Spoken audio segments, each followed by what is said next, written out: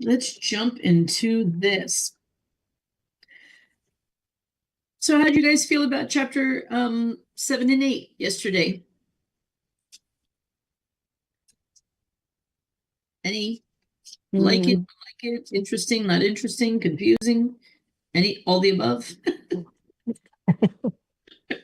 Too many information to Yeah.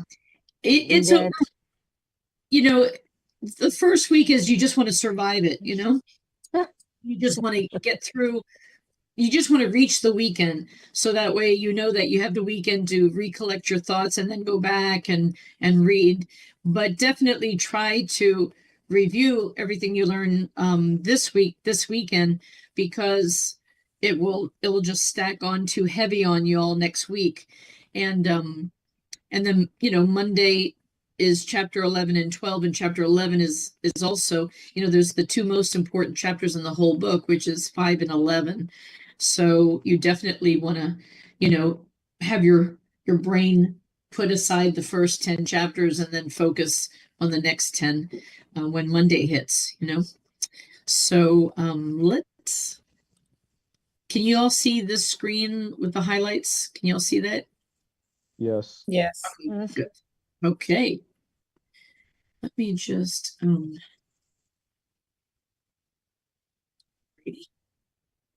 so we go to the Quizzy Wizzy.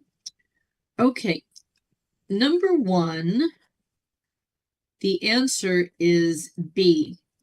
Anytime they only mention race in the question, it's the oldest one, the 1866.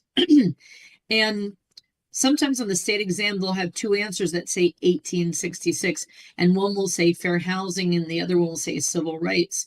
Well, back in 1866, there was no separate subdivisions. It was just called civil rights, period. Now we have all these things like equal credit opportunity, fair housing, fair employment, fair credit, fair this, fair that. So if it's 1866, it's going to be called civil rights. If it's 1968, it could be called either. It could be called civil rights because that's the heading, or more specific, it could be fair housing. So just, to give you guys a heads up. Number 2, the answer is D. There's 100 lots or more. So when there's 100 lots or more, the property report has to be disclosed to ILSA, ILSA. If it's 25 lots or more, you have to give the home buyer a copy of the property report. And don't even go deeper in that, because the state exam doesn't even ask you anything else about ILSA. Just if you see that number 100, then you know it's ILSA. Number 3, let me ask you guys, why is it not B?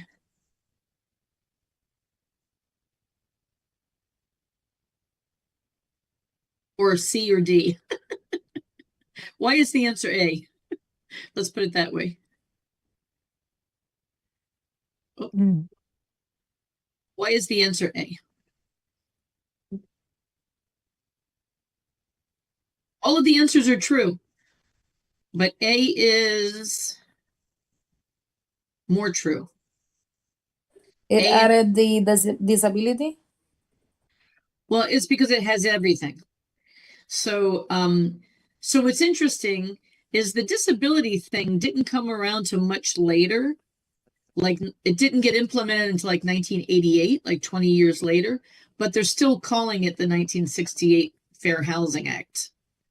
So the answer is A, and it includes all of those things. Which is confusing, because when you read the book, you'll see 1964, they added some other things, and then 1988, they added more things, but they're still calling all of it the 1968 Fair Housing Act. Number 4 is B. 5 is B. 6 is A. Let's take a look at that one. Adam, an Asian man, meets with a sales associate to explain his housing needs and describe his desired area, blah, blah, blah. So far, who cares? The sales associate tells Adam they have a listing in an area that Adam will probably like better because they are people like him. Rah, rah, rah. That's steering. If you take somebody to a neighborhood because you think they belong there because of whatever reason, that's steering. It's taking them away from where they want to go, taking them somewhere you think they belong. That's called steering, and it's no. It's prejudice. Number 7, it is D. Because A, you don't have to have air conditioning working. Remember the 4 things a landlord has to do. They have to spray for bugs. They have to have garbage cans and garbage pickup. They have to make sure the place is clean, sanitary, and things are in working order. And then they have to, oh my goodness, I just went totally blank. Smoke detectors. Make sure the heat and the hot water always work. Those are the 4 things required, and none of these are there. So which one seems more vital? Because none of them are there. There's nothing about parking or washers and dryers or air conditioning. And smoke detectors is not included in the 4 things, but which one, if you had to choose, which one would be more vital? Definitely the smoke detectors, because, people could die of smoke inhalation. 8 is B. 9 is D.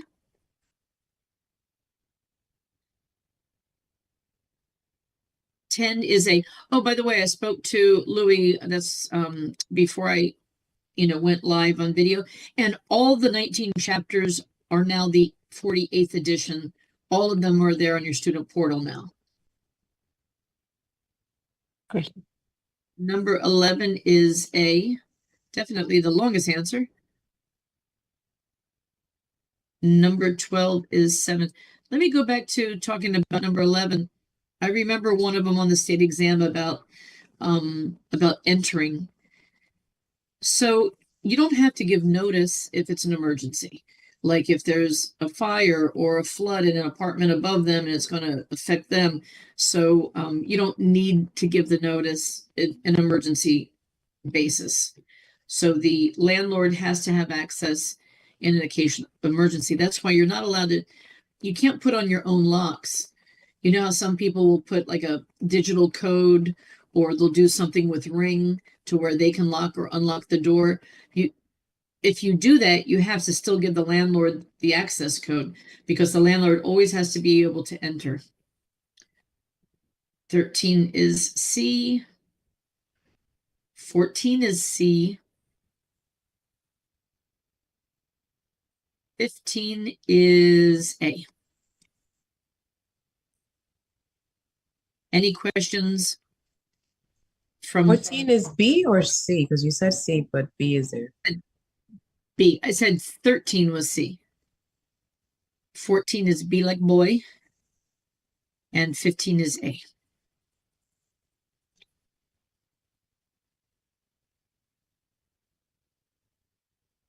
Any questions from that chapter?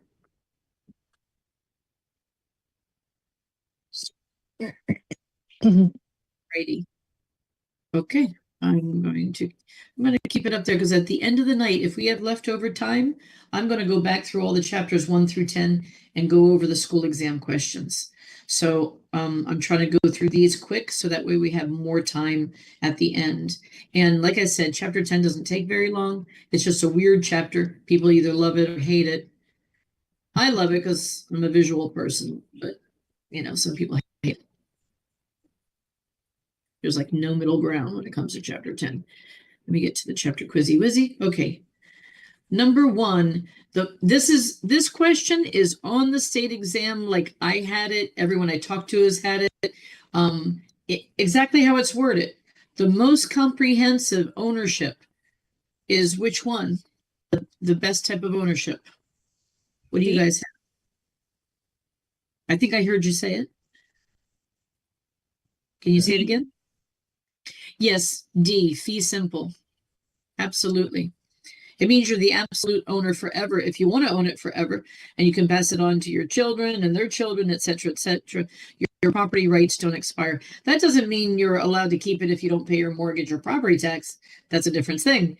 But as long as, the property's paid off and current on their taxes, you can own it and pass it down from generation to generation.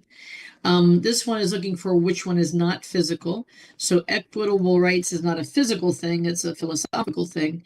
What is physical is the surface. The air is physical. If air was a physical thing, a plane wouldn't be able to fly. Just because it, doesn't have a lot of weight doesn't mean it's not a physical thing. So airspace is a physical thing, surface and subsurface rights. Number 3 is all of the above. Number 4 is D. 5 is D. 6 is A, remainder men. By the way, if you're not doing the quizzes on your own and you're just waiting for me to give you the answers, you're really hurting yourself. If you're doing that because you get busy in life, if I were you, I would just write the answers on a piece of paper and hide it from yourself and at least try to do the quizzes yourself so you can check and see, how you're doing. Number 7 is B. You make your landlord suffer by staying after the lease is over. Number 8 is A. Number 9 is B. Number 10 is C.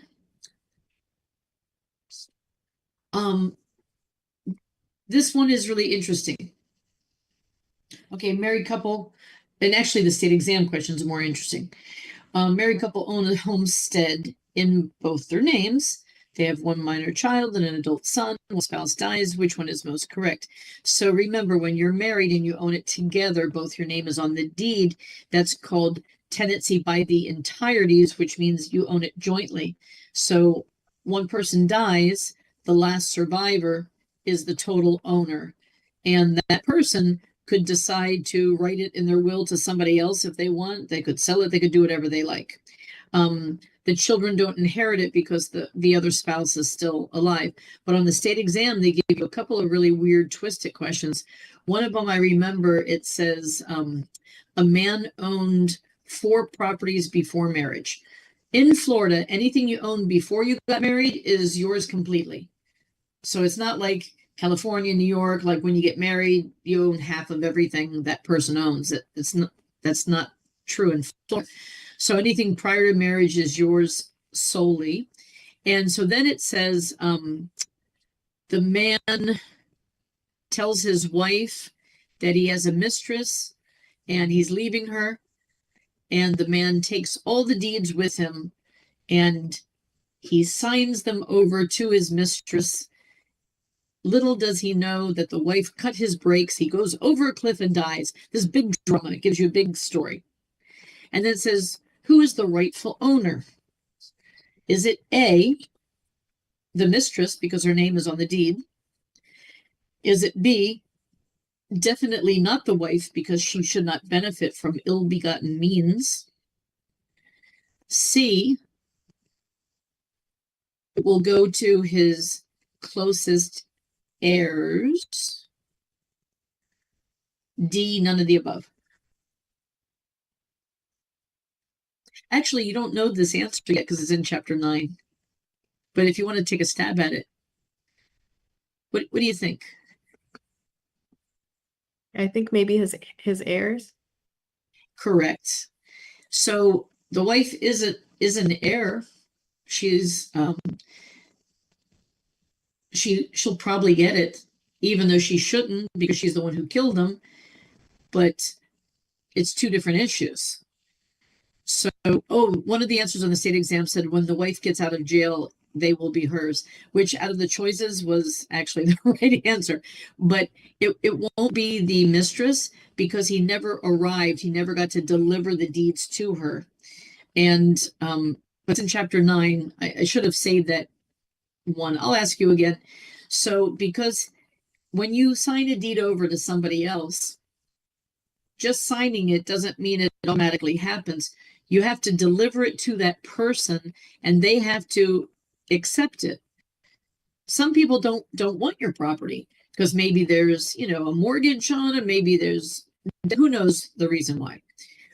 Or they just don't want anything from you, So if you don't deliver it or if you try to deliver it and they don't accept it, then the property never transferred from one person to the next. But I'm getting too far into chapter 9. Let me keep going on this one. So on this one, the surviving spouse, because they owned it together in both names. Question 11. If you remember that there's a size limit for homestead, how many acres is the size limit in the country and in the city?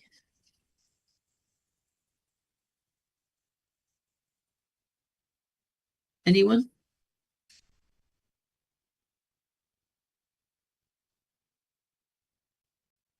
If you answered this, you would know, because it's got to be either 640 or 160. Well, there's also 40. So which one is it? 640, 160, 40? Nobody did their homework?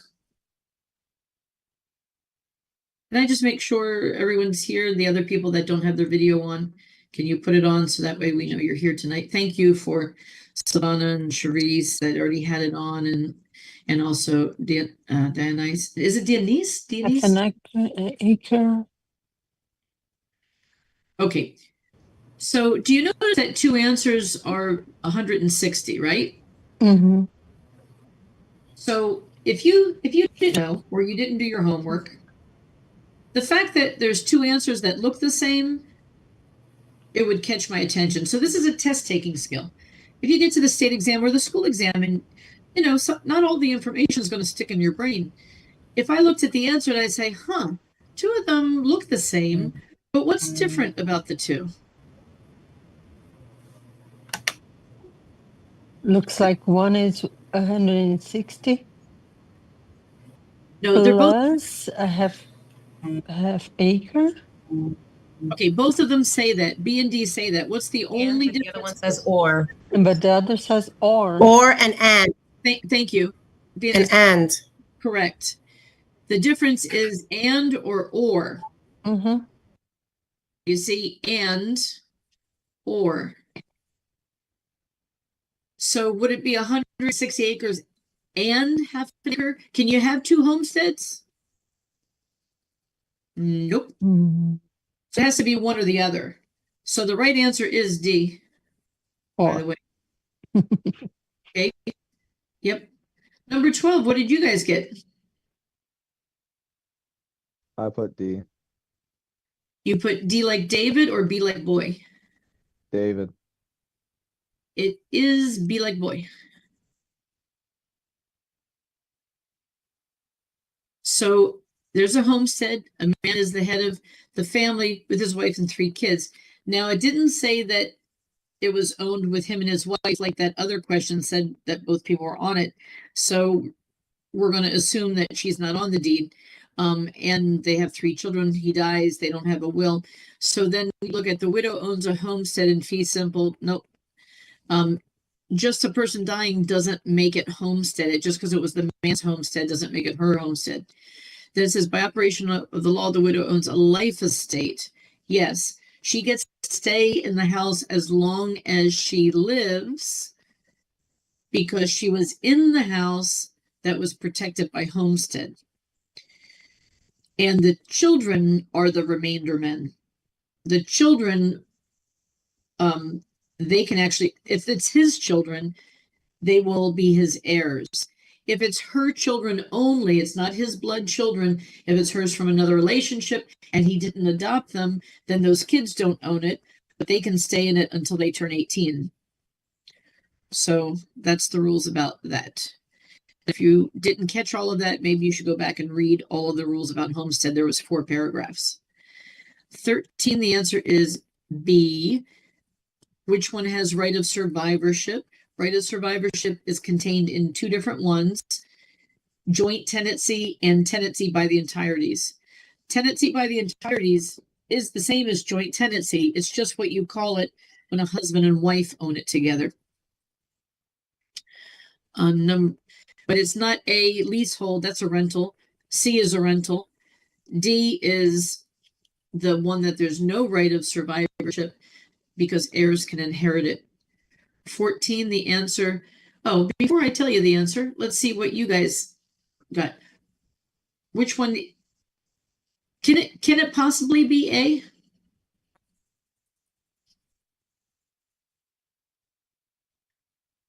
Look at A and tell me if there's something wrong with it.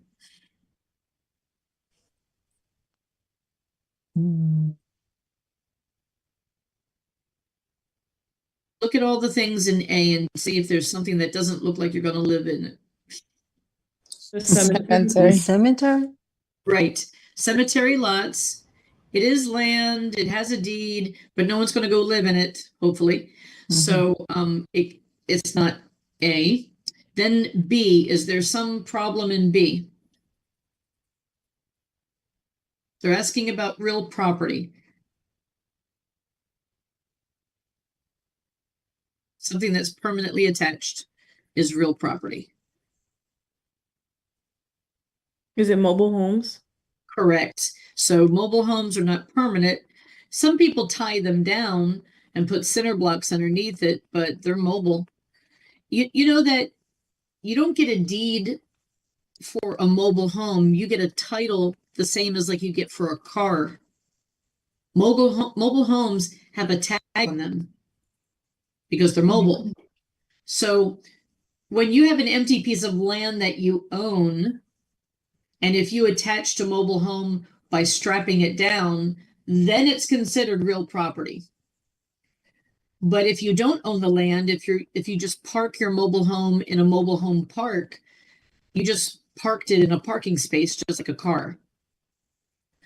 So C has both cemetery lots and mobile homes, so it's not that. So even if you didn't understand that D was the right answer, if you use test taking skills, you can eliminate the other ones because there's got to be something wrong with the other ones. So we eliminated A, B, and C. The right answer is D through process of elimination. And I'm trying to really beat a dead horse and get you guys used to test taking skills. Because again, if you don't know the right answer, at least get rid of as many wrong answers as possible. And then maybe you're left with only one choice or two. And, you have better odds of guessing. 15, the answer is B. 16, the answer is C. 17 is A. Okay. Why was it a prospectus and not a copy of last year's budget for 17?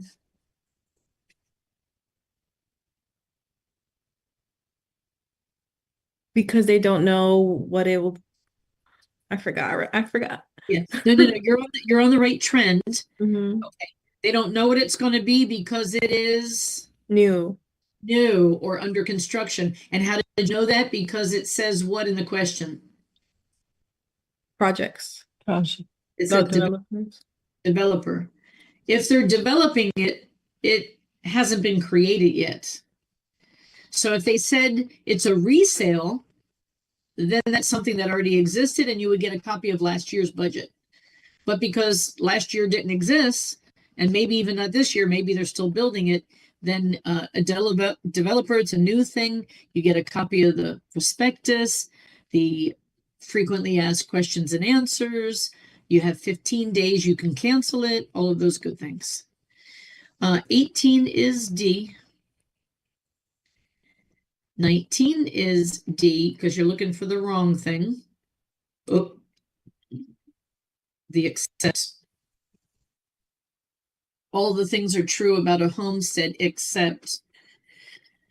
Okay. And then a woman pay cash number 20 is C, because it says a woman paid cash for a lemon grove in Citrus County. Again, doesn't matter. They give you sentences that have nothing to do with the law. They're just trying to distract you or confuse you. Does it matter that it's a woman? No. Does it matter she paid cash? No. Does it matter it's 60 acres? No. Does it matter if it's lemons? No. Does it matter if it's Citrus County? No. So it has nothing to do with it. The next sentence, the estate is for an indefinite period of time. So that's good information. Indefinite means as long as she likes, okay?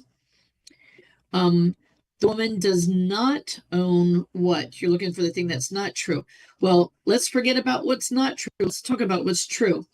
It's an indefinite period of time, so it would be under the category of freehold. It seems that she owns it since she paid cash for it in full. She has it fee simple, absolute. She's the absolute owner. She's the only one, so she owns it in severalty. So all of those things are true. Is it a leasehold? No, she's not renting it. She paid cash, she bought it.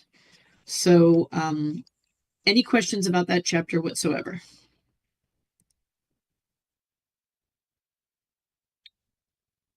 Okay, we're going to jump into chapter 9.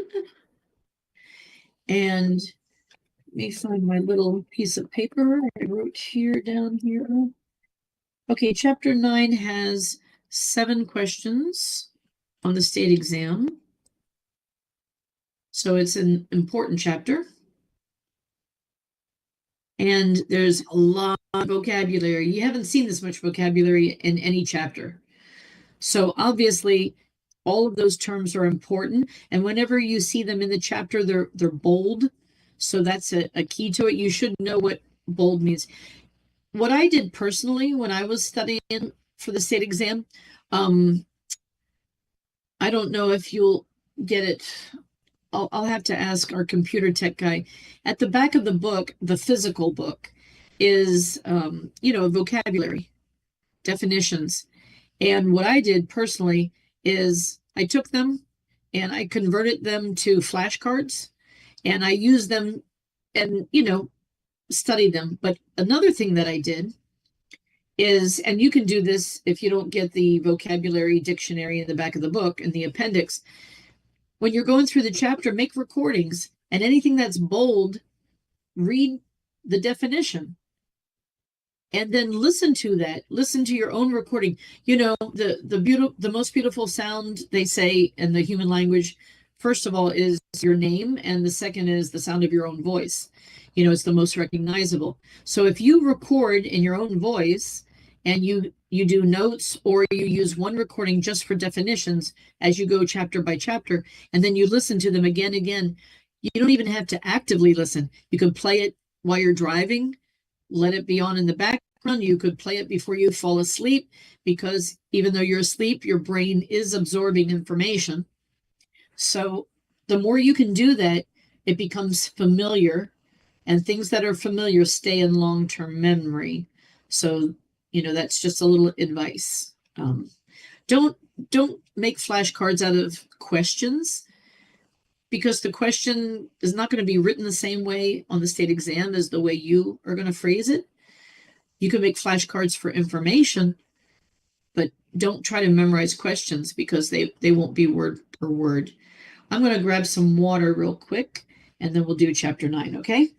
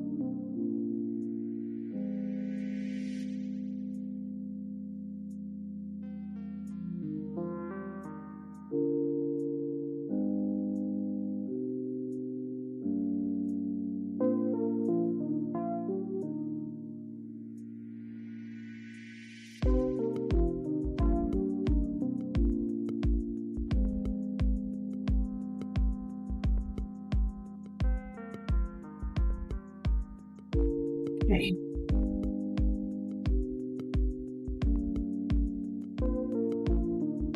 Righty. Okay, chapter 9 is all about transferring property. So we learned about physical components of property ownership yesterday, but now we're going to talk about, how do you transfer it from one person to the next paper-wise. And so a lot of terminology. So I'm going to throw it at you, and some might stick, some might slide down, but that's what the weekend is for, right? Oh God.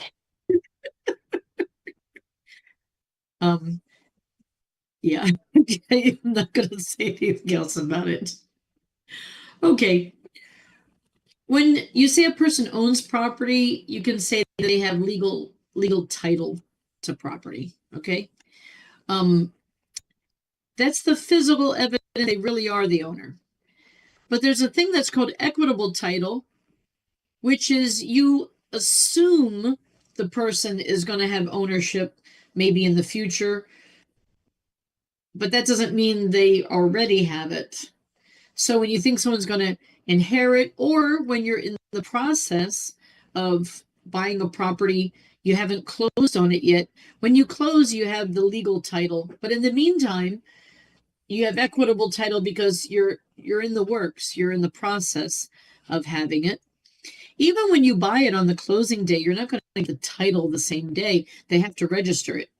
So we call that equitable title. What do you have in the meantime?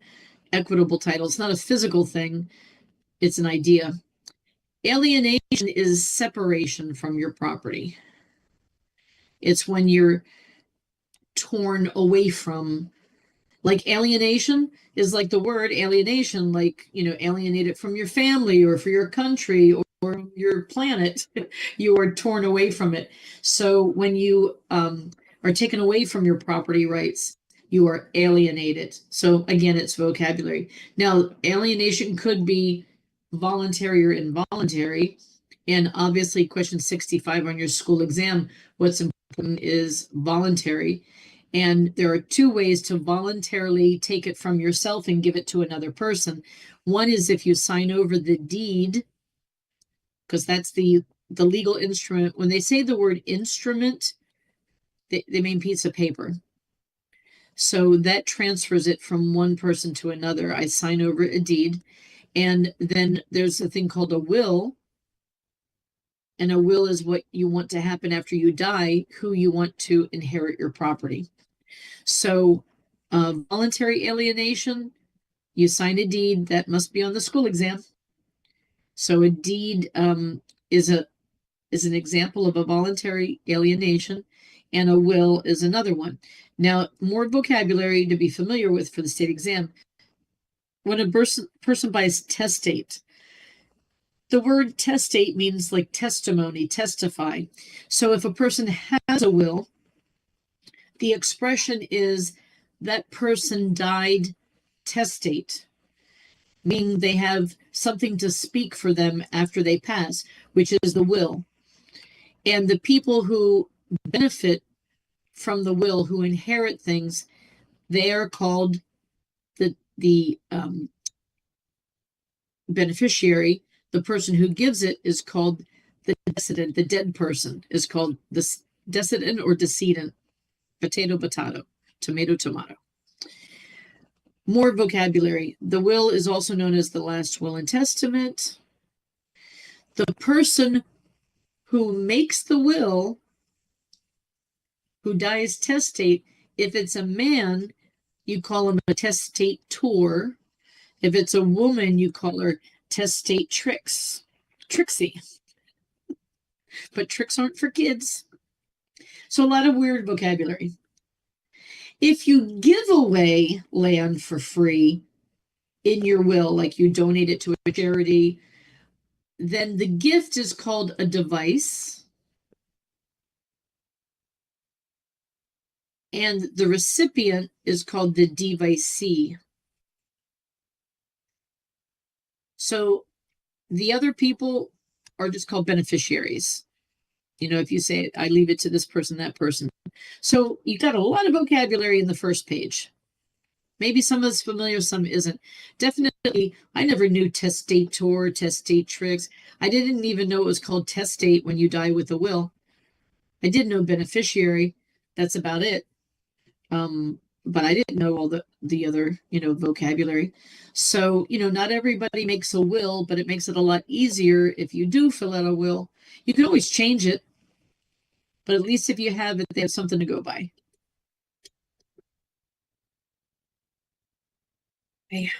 Okay. So this is just a little summary here to try to make it easier for you. So again, when a person dies, we call them dying testate. If a person dies without a will, it's the opposite, which is intestate. I always thought it's weird in the English language. If you put IN in front of something, not IN space something, but IN connected to something, it means the opposite. So you have efficiency, which means you do things well. You have inefficiency together, means you're not doing things well. But if you have a space between in space efficiency, it means you are acting efficiently. So testate. If you die testate, it means you have a will. If it's intestate altogether, it means no will. But if you had a space between in testate, that means you are in testimony with a will. I don't know if you care less, but I just thought it's kind of interesting in the English language. And I've seen it on the state exam. I've seen it actually on the SAT exam, the entrance for college, where they would have, you know, the words together, the words separate, the words hyphenated and stuff like that. And it makes a difference in the meaning. Okay, you don't need to know any of this chart. This is interesting. Escheat. Not just cheating, but escheating. But what does it mean? Escheat to the state. It's the government who takes property of an owner who dies and they cannot find any heirs. So you ever see, if you still read the newspaper, you know, there's a legal section that comes out on Thursdays and it has all the people died, the obituaries and all this information. And then sometimes they say, we're looking for any relative of this person. And the reason that they're doing it is not because they want to arrest that person. It's because that person died and they're trying to find relatives to give the stuff to. So when someone passes away, you know, a lot of times they have no idea who the relatives are. Think about it. I mean, I don't even know my neighbors' names, to be honest with you. You know, so if something happened to me or to my neighbors, I don't know if they're married, if they have kids, if they have brothers, if they have sisters. I don't know if they always lived here, if they moved here from another state. I don't know. Because I like to be myself. I don't care to know. I'm not a nosy neighbor. And they're not nosy neighbors either. Or community. So something happened, they wouldn't know where to look to find relatives. So the government can't leave a property just on its own, because what are they trying to collect every year?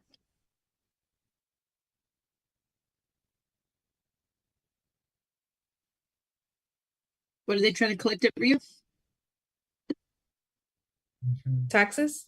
Yeah, property tax. So they can't leave the property unclaimed because they want to collect property tax, because every property owner pays a part of the annual budget for the county that they live in. So they want to be able to collect that, and they can't collect it from the dead person. So what they do is the government will advertise in the newspaper for 30 days only. Hey, anybody know this person? And if there's no response, then they have one of those estate sales. Like, I'm sure you've seen signs for estate sales. So I love to go to estate sales. Some people think it's morbid, but you know, estate sales is like better than a garage sale. I mean, everything in the house is for sale, all the personal property, and the person who's selling it has no emotional attachment to the stuff. They don't care if this thing goes for $1, that thing goes for $5, whatever. And then they auction off the house. So 30 days is nothing. You know, I have relatives that I love and I haven't spoken to them in more than 30 days, you know.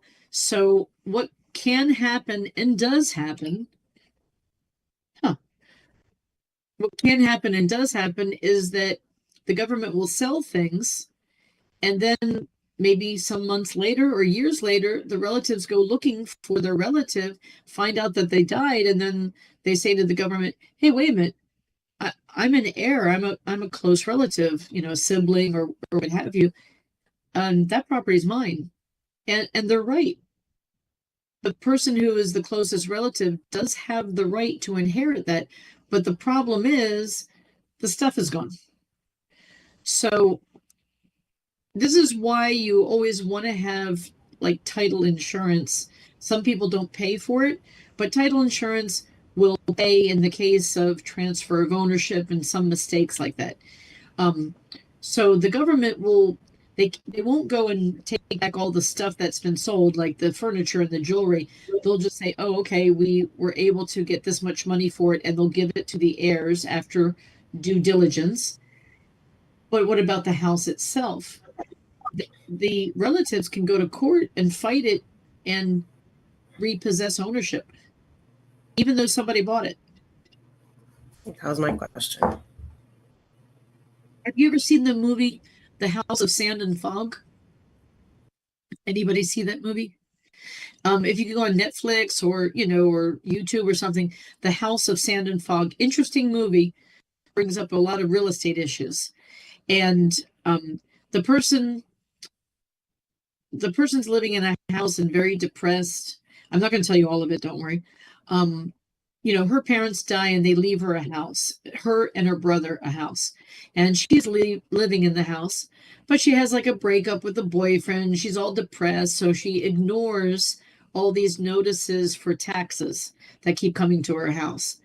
And it's actually not her tax problem.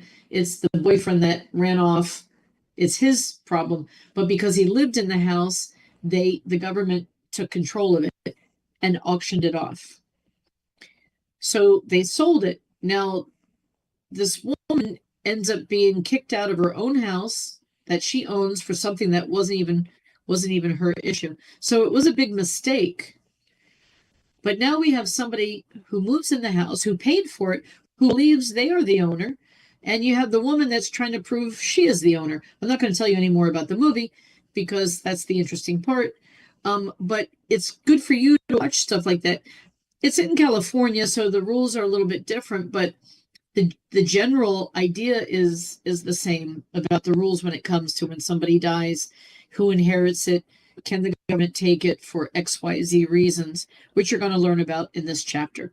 So escheat to the state, someone dies, they can't find relatives, they sell it, the government takes control of it, and the name of that process is called escheat to the state. Adverse possession is another way you can involuntarily take somebody else's property from them. You know, squatter rights.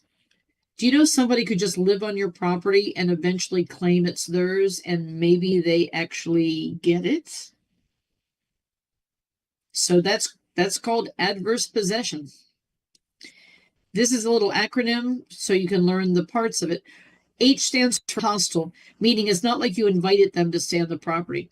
You know, in Florida, we have a lot of open land for miles and miles, especially when you drive on the turnpike. Anybody could go just, you know, go out to some empty land and build a house on it, and it's not theirs, but it's so far away from everybody else that they figure, oh, nobody's ever figure it out. And they're squatting, they're living on someone else's property. So it's not right, but they could end up owning it through this process. So it has to be hostile. It has to be open, so they're not hiding or putting camouflage over it. If anyone cares, they're out there. Now, property taxes have to be paid currently in the years the person was living there. So if you pay your own property tax, nobody's going to take over your land.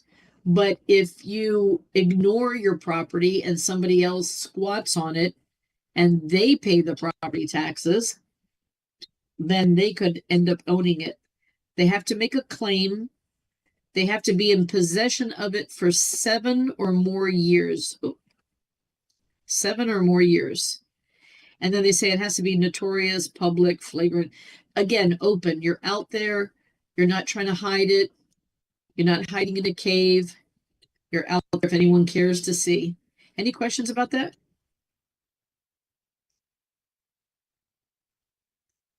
Okay. Eminent domain is another way the government can take over ownership of property. They do a process called condemnation. Go ahead and make a note for yourself that eminent domain is what they call the power for the government to do this. Condemnation is the process. I've had a question, they try to trick you between the two. So eminent domain is the power the government has to condemn your property. So condemnation is the process. They take control of somebody else's private property. So if you've ever driven by a property and you see a big sticker on the front door that says condemned, and it could be because the property is dangerous and the roof is to fall through, or it could look perfectly fine and there's still that sticker that's been condemned. So what happens if a property is in the way of the better good for the community, then the government can force the sale. They can't take your property for free. They have to offer you a fair market price. And you're saying, yeah, but I don't want to sell to the government. I love my house. I bought this house in the middle of nowhere, and it's not my fault that all of a sudden they want to build a highway through it. I was here first. You know, that stuff happens. Or maybe it's a family home that's been in your house for a family for 100 years. And you're like, no, that means a lot to me. So you can try to fight it. But when it comes down to it, you're just going to get more money from them. So the government will offer you a fair market price, and they'll definitely settle for way more than what's fair for the property. There's only two ways you could save your property. One, if you can prove it's Indian burial ground, like American Indians, it's considered holy ground. You can't touch it. You can't take over property if you can prove that. And then the other one is prove it has some kind of historical significance. So not just like, oh, it means a lot to my family because we've lived there 100 years. No. Was a president there? Did they sign a peace treaty there? Did something significant in history? Was a battle there? Those are the only ways you can save a property that's been condemned from the government. Any questions about that?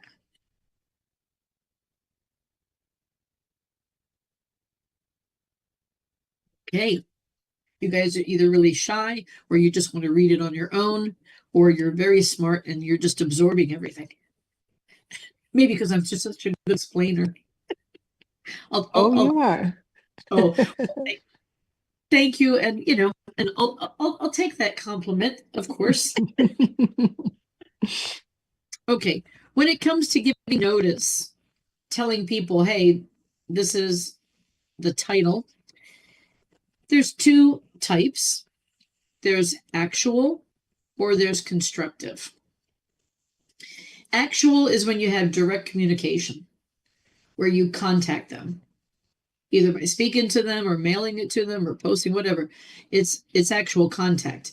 Constructive is when you can't find the person, so you go through a process to notify them. So imagine if somebody has abandoned a property. They just left town. You don't know where to find them. They didn't leave information. Maybe they went to another country.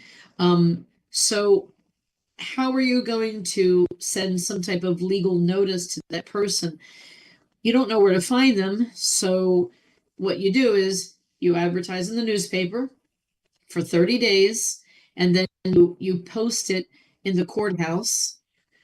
And, you know, but in reality, who looks at the newspaper for these things? Who goes to the courthouse and says, oh, let me go there today, see if my name comes up, see if there's anybody looking to take over my property?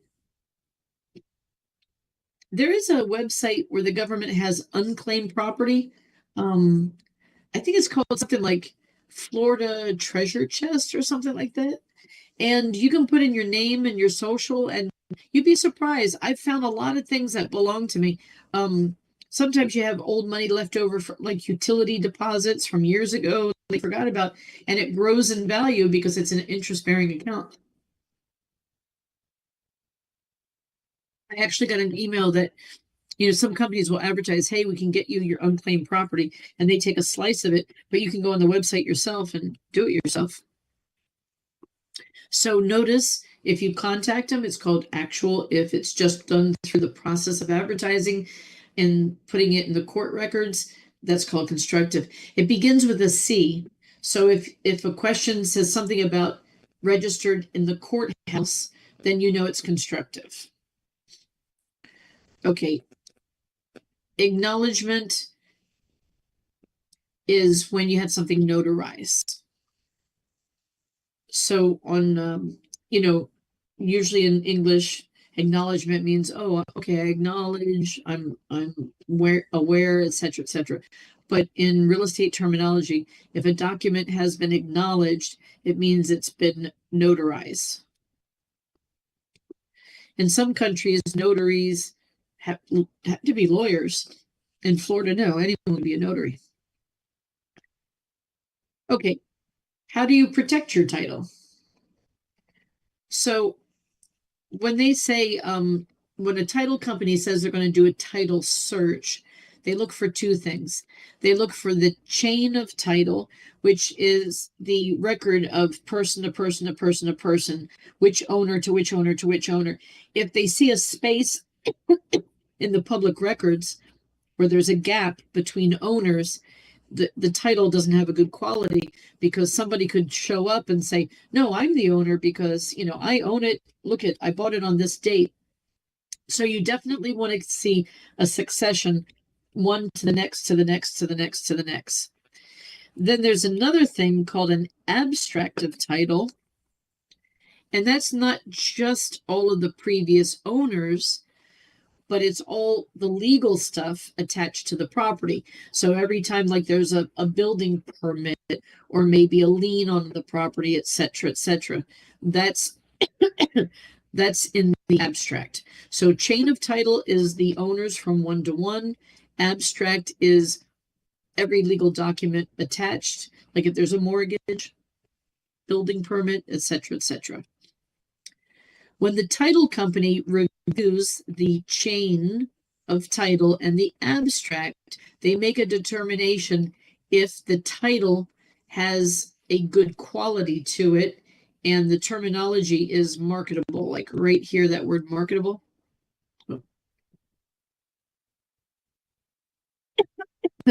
So the title company gives what they call an opinion of title.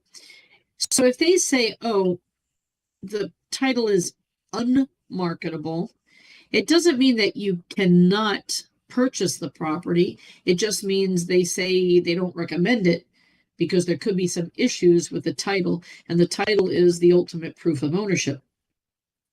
If they say it's marketable, you feel safe to go ahead and buy it. Even if they say it's marketable, I would still buy title insurance. There are two types, which are down here. There's the owner's policy and the lender's policy. And it's obvious which one is which. So when you buy a property, every new owner has to buy their own insurance. You can't transfer it from one owner to the next. So the owner's policy protects the owner that if something happens in the future and there's an issue with the title insurance will pay you for the value of the property. So that's important, especially if you buy something cash. Now, the lender's policy only protects the lender, so they're two separate policies. So if you borrow money and you get a loan, the lender is going to insist on a lender's policy, and you'll see it in the closing costs. But they don't insist that you have an owner's policy. You need to be aware of that to protect yourself. And you should recommend it to your clients that are buying property. Definitely, you want that to protect you, to pay you in case there's an issue. A lender's policy only protects the lender for whatever the balance of the loan is on the property. And because they sell the loan again and again and again, if you've never bought a house, if you don't know about this, the lenders don't necessarily keep the loan for 30 years. They run out of money and they need to get some cash flow. So they sell the loan to another lender and then they resell it. So the insurance travels with it. It's called transferable. But the owner's policy will not transfer from owner to owner.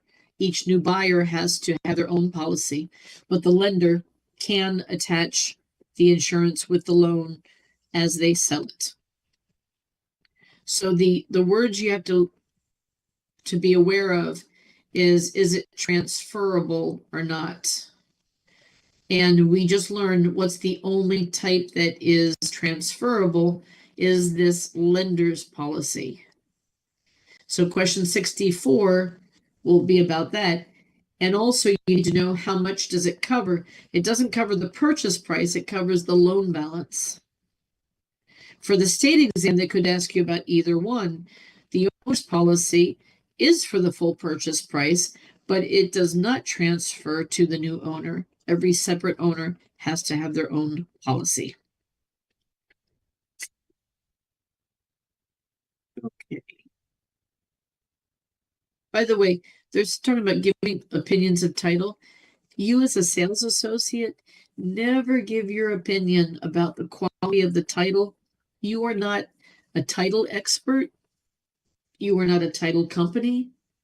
Sometimes the buyer will ask you, yeah, but what do you think? What do you think? Is it good? Is it good? Am I safe to buy it? Seems like there's a lot of issues. What do you think? Do not give your opinion. Once you give your opinion, you become responsible for it. You could be sued for it. Okay, so we said a deed is a legal instrument that transfers ownership from one person to the next. So more vocabulary here. This word grantor in bold here. Anything that ends with an OR is someone who receives, or someone who gives something, is the giver. If a word ends with an E and an E, it's the person receiving something. So in legal terminology, the grantor is the giver, the grantee is the receiver. So the grantor is the seller, the grantee is the buyer. And if you receive a property for free, the grantor is the one giving it to you, and you receiving it are the grantee. So it doesn't have to have money involved. But we just say buyer seller because that's the normal situation. But one is the giver and one is the receiver. So the parts of a deed we're going to learn about next. So there's some important facts about the grantor, which is the giver. The grantor must be competent. In other words, they're of their sound mind. So sometimes people will do sneaky stuff and sign over a deed, like somebody is on their deathbed and, you know, they're in a coma. So how did they give up the property, or how did they sign it? Something funny is going on. So they can't be under influence, drugs, alcohol. They have to be competent, of their right mind. Another thing, the grantor must sign the deed in front of two witnesses, two adult witnesses. So if the grantor just signs it on their deathbed and there's nobody to witness it, then it's not a valid deed. So these are the important parts for a deed to be valid. Let's put that word valid.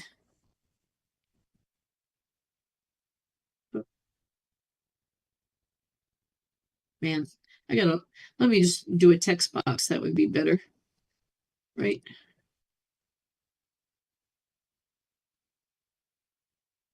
A valid deed must.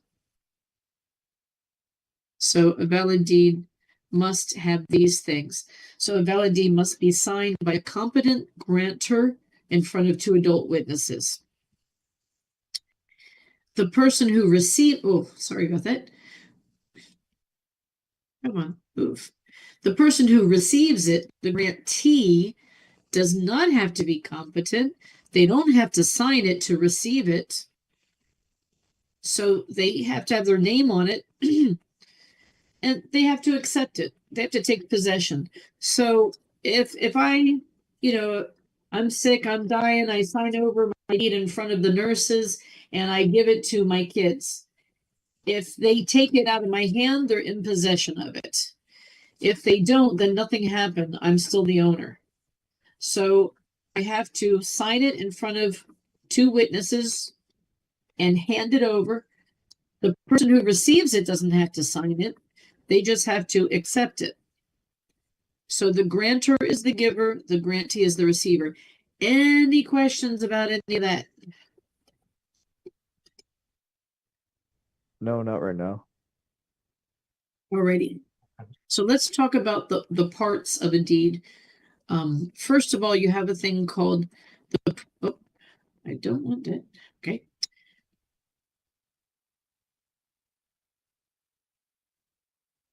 There's a thing called the premise section.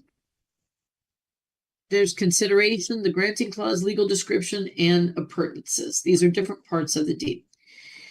The premise section has the basic information, the address, the date, those type of things.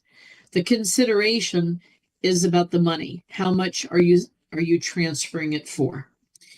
The granting clause is wording saying that you have the right to sell it because you're swearing like an affidavit that you are the owner of the property, that you have the power to sell it. Legal description, we're going to learn about in chapter 10. That describes exactly where the property is located, very specifically, which we'll do in chapter 10. And appurtenances is anything extra that might be attached to it. Like you might have an agreement with your neighbor that you both draw water from this ancient well and you have the rights to that well. That might be something extra on the property. A water well, an oil well, something like that. Or maybe you and your neighbor share a tennis court. The both of you spent it, or a swimming pool, or even the driveway or the parking lot. So something that's different outside of your normal property is called an appurtenance. It means like another attachment that continues to the next owner. So these are the parts of a deed. So let's take a look at what a deed looks like, and then it will maybe make more sense. So all of these things I'm going to show you in this example. So this top part here is the premise section. So you see the little bullet point number 1. So that one has the basic information, the date, the people involved, who's the grantor, who's the grantee. Then number 2 is the consideration, which talks about the money. Oh. Part 3 is the granting clause that says, hey, I have the right to transfer this. I'm the owner. It's like a little affidavit. Number 4, this thing here is the legal description, which they look different. In chapter 10, there's 3 different types, so it could look different than this, but I'm going to show it to you. And then part 5 is if there's an appurtenance, some kind of attachment. Number 6 is how how do you own it? Do you own it in fee simple? Is it in a state for years? Is it in a state in the entirety? So this one says to have and to hold the same in fee simple forever. To have and to hold, where have we heard that before? To have and to hold for this day forward forever and ever. Marriage. Mm-hmm. Then number 7 is Any other covenants that say, you know, you're the grantor, you have certain rights, if there is anything different. And then they sign, the witnesses sign the bottom down here. Number 9, obviously, you know, there's the date there. But the important parts of it is this top part here is the premise section. Then the second part is the consideration, which is the money. Then the next part is the description of the property. And then if anything else is attached to it, which is this section, and then how long you own it. If you didn't own it forever, it would say something like it's a non-freehold estate that you own it until this specific date. Or it might say 10 years from today, something like that. But this one is fee simple forever. And then you see there's the signature of the grantor, and there's space for two witnesses that have to be at least 18 years old. A notary does not have to sign it, but could sign it, and they could be in place of one of the witnesses. The person, when they receive it, doesn't have to sign it at all. They just use that piece of paper to go get a title in their own name. The deed is like a transfer paper that says, okay, I'm transferring it to this person for this amount of money under these terms and conditions forever and ever or temporarily. And then the person receiving it registers that and shows that deed, that transfer, so they can get the title in their own name. Any questions about that? So there's more terminology. Habendum, I call this the Habibi clause, like an Arabic sweetheart, my love, if you don't know what Habibi means. So it's the wording that you use, like fee simple, when they use the words to have and to hold from this day forward, as long as you both shall live, you know, that kind of thing, like in marriage, that states the period of time. So if we go back up to here, this area here that says together with all the tenants, and then it says to have and to hold. That is the habendum clause. It doesn't have to say forever. It could say temporarily until this period of time. But that area on the deed is called the habendum clause. And then below it is the season clause, which says you have control, you have seizure over the property. You have control. And then, of course, you have the signatures, which you don't need to highlight that. Any questions about any of that? So in the state exam, they might say, what would find in the habendum clause? And that would be the length of time the person owns it. Is it forever? Is it temporary? You know, that kind of thing. Or vice versa, they might say, which part of the deed deals with the length of time you own it? The habendum clause. The season clause is saying, yeah, I'm the owner, I have control. So things that are required to have a valid deed must be in writing, and they call that statute of frauds. It's vocabulary. Statute of frauds means something's in writing. That's all it means. Doesn't mean anything else. It has nothing to do with fraud.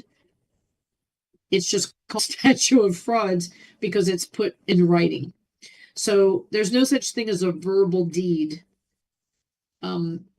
It's in writing.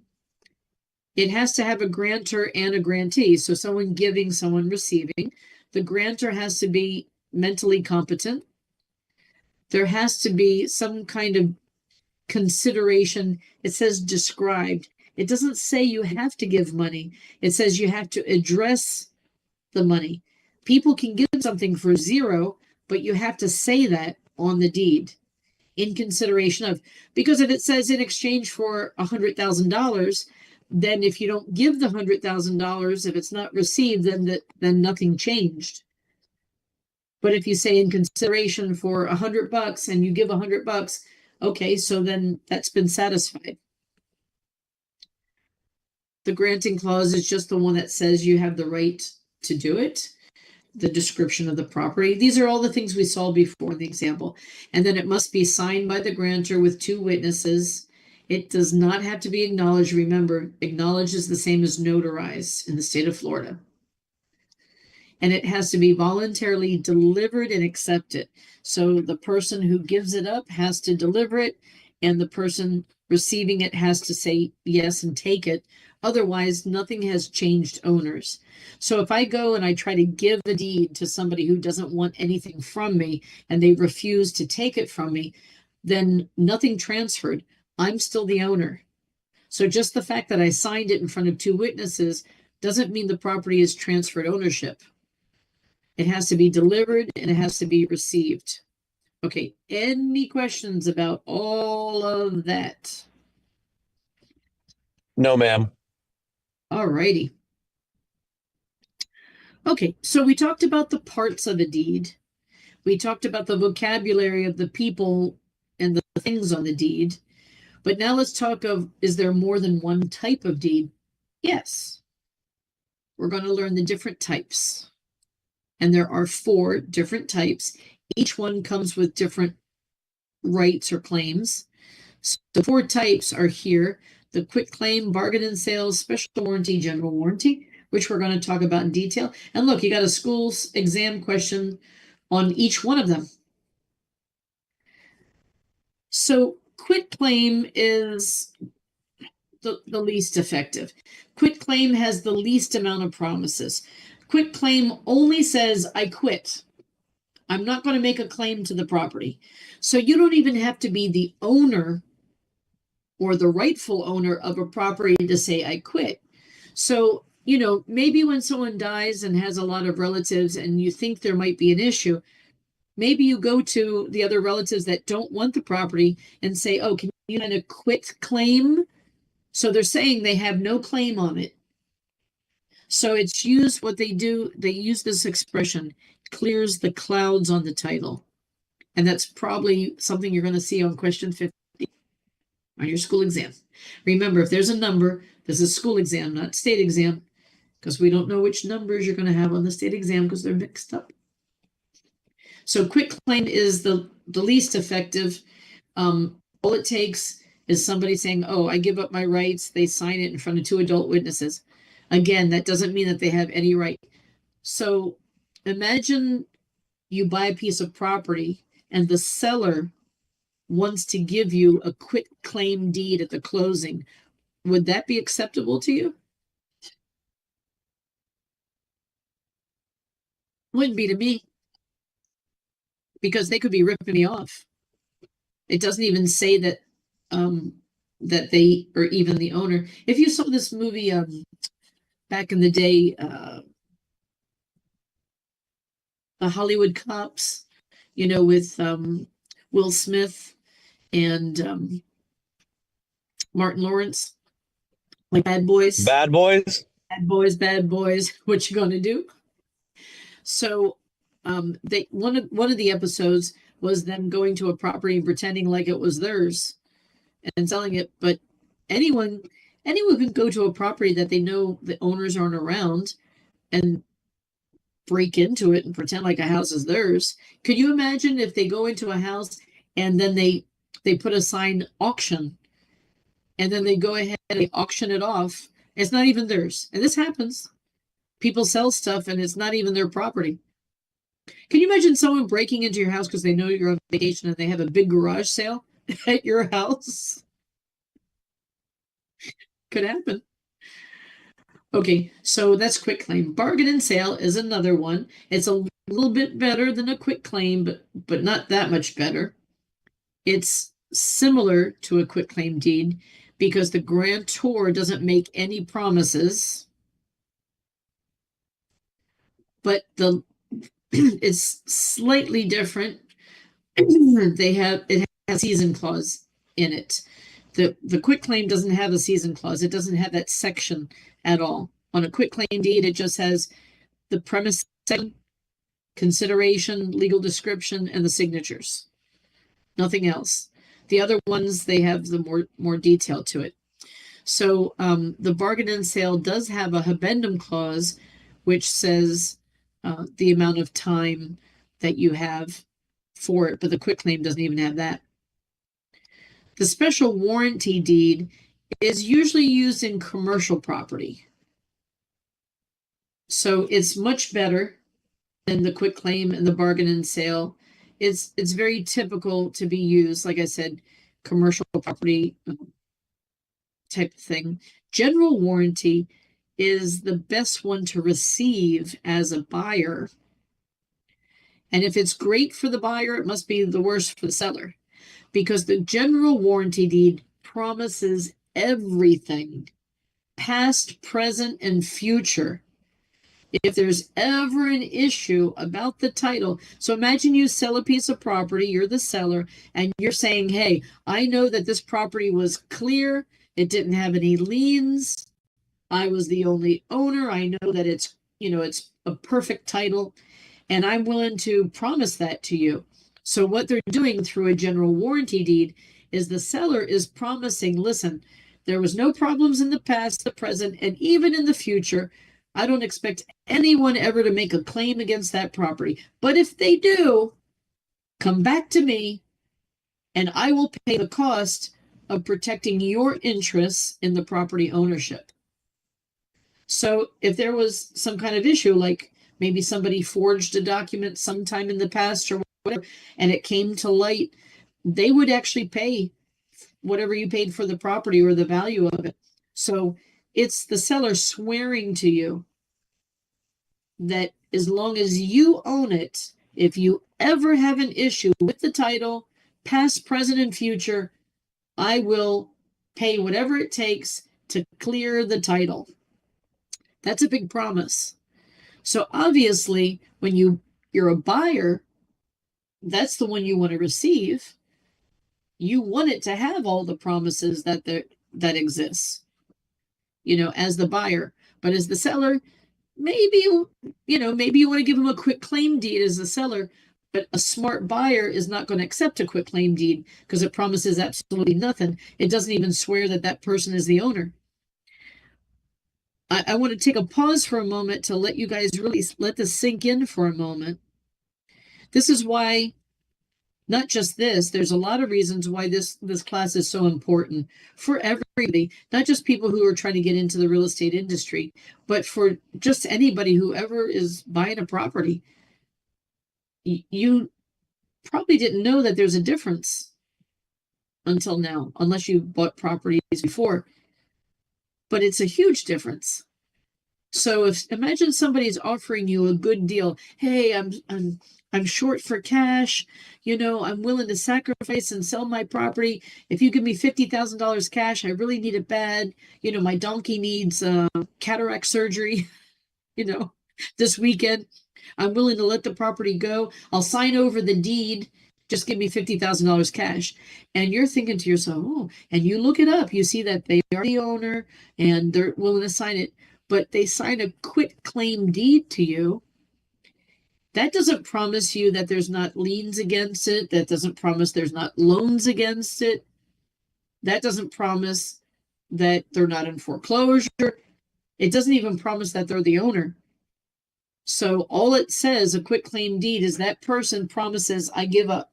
I'm not going to make a claim on this property. So that's not a great thing to receive as a buyer.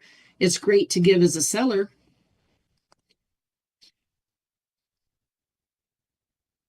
Okay, so this is like a little summary that tells you like the differences and more like a visual aid to help you put the difference. See, quit claim doesn't have much, does it? The person doesn't claim they even own it, and all it has is a granting clause saying, I'm giving up. That's all. That's all it has.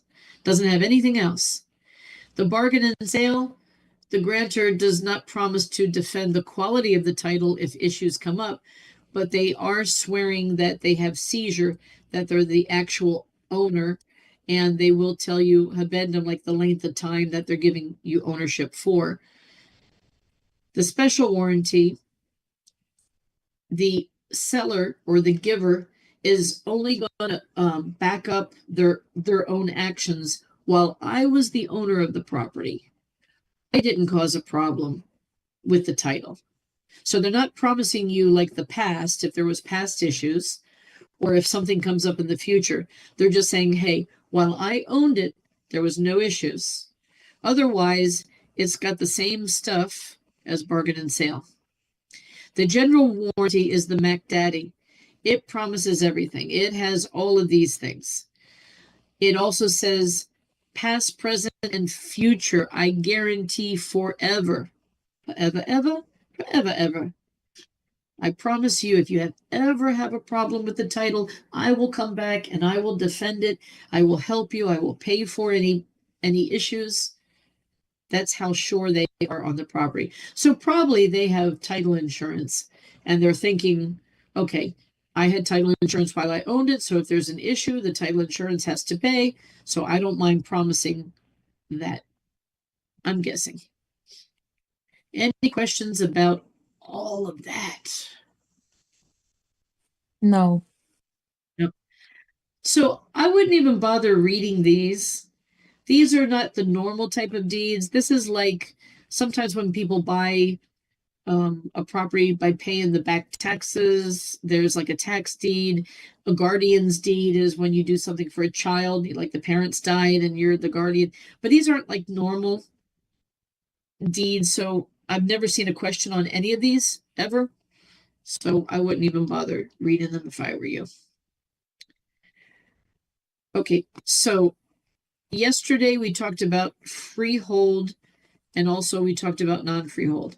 So freehold means that there's an unlimited time of ownership. You're free to hold on to the property for as long as you like. Your rights do not expire. And that's a nice umbrella. But properties always have strings attached. The government puts strings on it. And then there's private ones like the HOA. So even though you are the property owner forever, as long as you like, government has some restrictions so they could take away your ownership from you for different reasons. There's a thing called police power.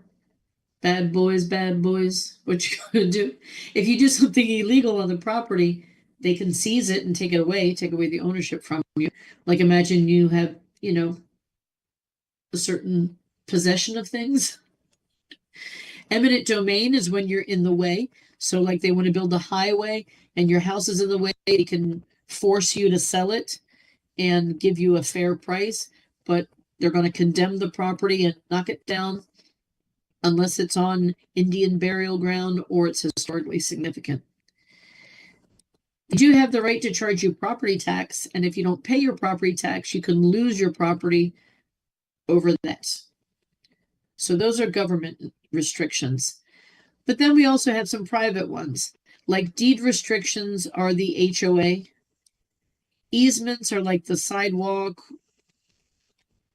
Lease, if you rent your property, then you're restricting your ownership. You're letting the person who's renting it have all of the rights while they are leasing it. And the only voluntary private restriction are liens that we allow to happen. Like we borrow money, so we allow liens to be put on the property. So even though you own a property freehold, it's not necessarily free with no strings attached. The government always has the opportunity to take it away from you. If you don't pay your taxes, if you do something illegal, or if you're just in the way. And then these private restrictions, like the HOA can put liens against your property if you don't comply, blah, blah, blah. So they just mention it again. This here is just a repeat of this here. And this is a repeat of that. It's just like a little acronym to help you memorize it. PET, police power, eminent domain, taxation. And then they explain it again for a fourth time here. So they mentioned it here, they mentioned it here, they mentioned it here, and they explained it here. think the publisher of this book just keeps the stuff in, and when they write a new version, if they want to, they add stuff, but they don't think to take away all the old stuff, you know, because it's redundant. Private restrictions, we already talked about them. Here's a little acronym to explain it: deed restrictions, easements, leases. And here's the paragraphs that are explaining it in detail. So let's talk about easement.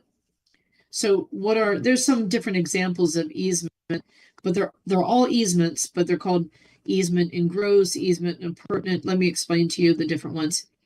So easement in gross is like for the utility companies. So they have to have access to your property to be able to bury cables, to put, you know, the water pipes, the gas pipes. So that's called easement in gross. Easement appurtenant is when something's attached and it's necessary to, like an easement by necessity is when, for example, you need to have access to the road. So you see this property back here, lot A. This person in lot A is actually driving through this other person's land to get to the public road. So this person over here that owns lot B owns this property. This is the division line. So this lot A, by necessity, they can't go this way because there's water, and they can't go this way because there's the utility lines. So they need to get to the public road. So they go around their own property and they go into their neighbor's property to get access. That's called easement by necessity. The utility lines back here are easement in gross. Easement appurtenant is when something's attached. So you can read, you can read these separately. The word encroachment, here's the word: by necessity, by prescription. By prescription, interesting. By prescription, a doctor tells you need the rights to land? No. People do things on land that's not theirs. And with time, people assume that that's okay. But easement by prescription is when something happens for more than 20 years and no one complains about it, then it's like it's a permanent thing. So imagine nobody ever bought this lot B. It was just empty land. And for years and years and years, lot A, they let their cows eat the grass over here and roam around. And for a long time, for 20, 30 years, because there was no neighbors, this person in lot A just kind of used all the land up. Well, if they do that, if it goes on for more than 20 years, then it becomes theirs. Encroachment, this word here, could be as simple as you build a fence and it's on your neighbor's side. That's encroaching on their property. It could be as simple as a tree. Plant a tree and the branches are on your neighbor's backyard, and the branches are encroaching on your neighbor's property. Your neighbor has the right to cut off those branches, even if it kills your tree, and you're like, you're messing up the tree. Well, keep your branches on your side. I don't want those leaves in my backyard. I don't want those mangoes. I don't want those avocados. I don't want those coconuts. So anytime something encroaches, or even just the bark, the tree gets bigger and bigger and bigger, and now it's, on your neighbor's side. Your neighbor doesn't have to build a fence around it. Your neighbor can get that thing. If they don't complain, it's like they gave you permission. And so if that goes on, an implied easement, and if that goes on for 7 years, then it becomes permanent. Just like we talked about before about squatters' rights. So encroaching is creeping up on your neighbor's property, and if if they don't say anything, it's like they give you permission. It's like if you build a swimming pool and maybe it's too close to your neighbor's yard, it doesn't have the proper setback. If you don't complain and you're like, oh, I don't want to be like that. My neighbors, you can't move a pool, but they're on your property line. If you don't complain, it's like you gave permission. And if you give permission, it becomes theirs. So this is a different terminology. Okay, leases are rentals. There's some different names to them. These are basically commercial, okay? There's in-gross,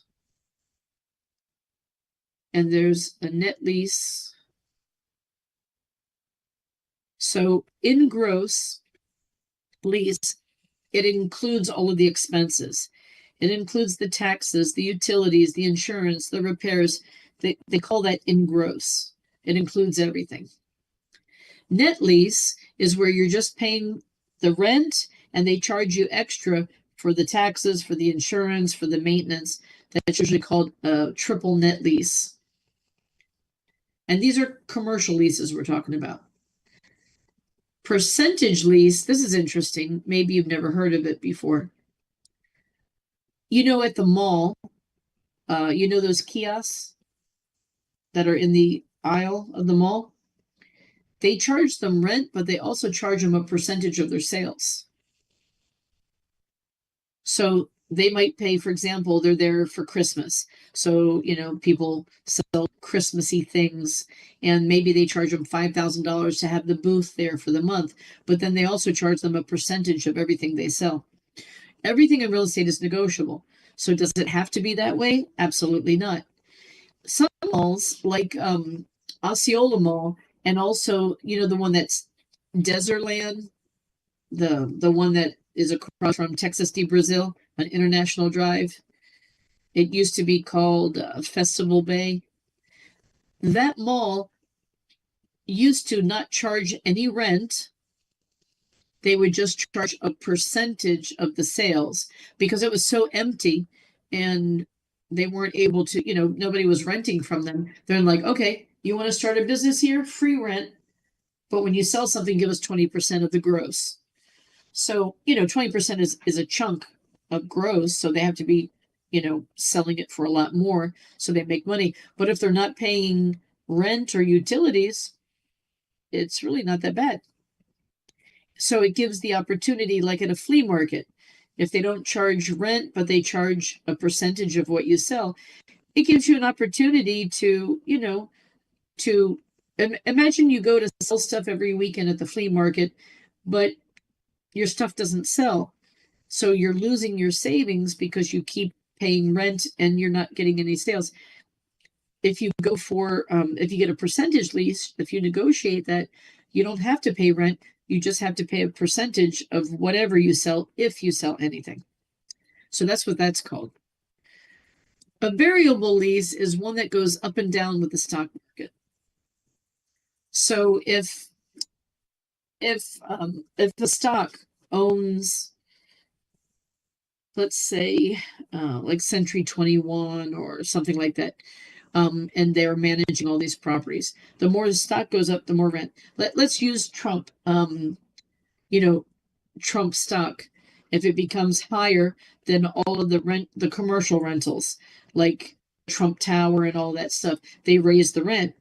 If the sales price of the stock goes down, then the rent lowers. It's not the common thing, but it is a thing just for you to know. It's vocabulary. A ground lease is when they just rent the land and then the person builds the birth, like Downtown Disney. Disney is a master of this. Disney doesn't sell their land to anybody. So all of those businesses, Downtown Disney, AMC Movie Theater, Virgin Records, House of Blues, Cirque du Soleil, all of those companies are just renters. And Disney did not pay to build them that space. They didn't pay to build Cirque du Soleil. Cirque du Soleil paid the money to build the theater. but on land they're renting. So what happens when the lease is over? It's not like they're going to be able to pick up that building and take it with them. The Swan and the Dolphin Hotel, the whole thing is that way. It's on Disney property. One used to be owned by Sheraton, and the other one, I forget who it was, but the Swan was one and the Dolphin was another. And, you know, Disney leases it for 10 years at a time. When the lease is over, if you've lived in Orlando long enough, and if you remember King Henry's Feast on International Drive, or Caruso's, that round building that was there for years, and then it became the monster truck thing. If you remember, they don't exist anymore. They tore them down, and now there's Olive Garden and what is that, Dave and Buster's and that kind of stuff. So Disney just rents the land, and the companies spend the money to build the building. But when the lease is over, Disney can raise the price, and if they don't want to pay it, they lose the building because they can't take it with them. So that's what a ground lease is. You know that all the the convenience things in front of the shopping center, you know, Taco Bell, Dunkin' Donuts, Checkers, all of those are ground leases. Checkers, they prefabricate the building in a warehouse. A Checkers can go up in 3 days. They see a piece of land, they rent it. They have the parts of the building prefabricated in a warehouse, like this wall, that wall, that wall, that wall. They have the plumbing already inside the walls. They attach it together like Legos on the location, and that's it. And they could take it apart if they wanted to and take it with them, but they just leave it behind. So a ground lease is renting the land. Here's a summary of them. They're all called leases. There's just different names for each one of them. You're going to have a math question. Anything that has a 9 in front of it, like 91, 92, 93, the last 10 questions of your school exam are math. So they're going to have you calculate a percentage lease. So we are going to use this example here to explain how you do that. I got to figure out. When I use my laptop, I could use the pen and I could draw on the thing, but I don't know how to do it when I'm using a regular computer. I need a whiteboard. Let me see. Let me do share and see if they still have a whiteboard. I think Zoom itself has a whiteboard option on the bottom. Where can I find it? Like on the toolbar where it says mute, unmute, start video. If you scroll all the way to the right, it says whiteboard and notes. Oh, it's under more. There's annotate, remote, show. There's more, and it says record, no, panel, no. Mine doesn't say notes. I wonder if it's annotate. No, that's just where It says whiteboard. Yeah, on our end, it says whiteboard and notes. I don't know if it's because you're the host, but on our end, that's at least that's I'm staring at the button now. I don't know if you see it or don't. I don't have anything that says notes. Let me see. There's participants. There's audio, video, participants, chat, share. Under share, let me scroll down on the share and see if there's anything, because it used to have a whiteboard down there, but I don't see that. Documents. Aha, it's on mine, it's under documents. Okay, whiteboard. All right, let me share a whiteboard. Opening a whiteboard will stop the screen share. Do you want to continue? Okay, I'm going to hit.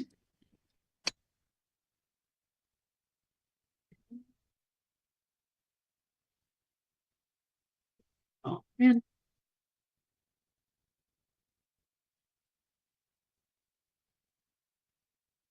Okay, whiteboards. New. To whiteboards. Okay. Use classic whiteboard. Okay, so can you see a whiteboard here? Yes, ma'am, I see it. Okay, yay. Yeah. Okay. All right. I don't have like a pen I can use. I'm having to use the mouse, so it might be ugly. So forgive me. I'm gonna A try to genuine use- Picasso. I'm gonna try to use the text box. So there's base rent. Can you see the typing that I'm doing? Does that show up? Yes. Okay. Yes, All ma'am. right. Okay, so base rent is the amount they charge you minimum, at all. Do they have to have a base rent? No. They could make rent free and you only pay a percentage, or they could charge a flat rate regardless. So let's pretend the base rent is $1,000 a month, which means you would multiply it by 12, and that would be the base rent, the annual base rent is $12,000. Okay, so that would be part of it. Then let me do another text box over here. Then they consider a percentage. And one thing they negotiate is a threshold. A threshold is like, okay, if you only sell, $1,000 in goods, all right, I'm not going to charge you any additional rent.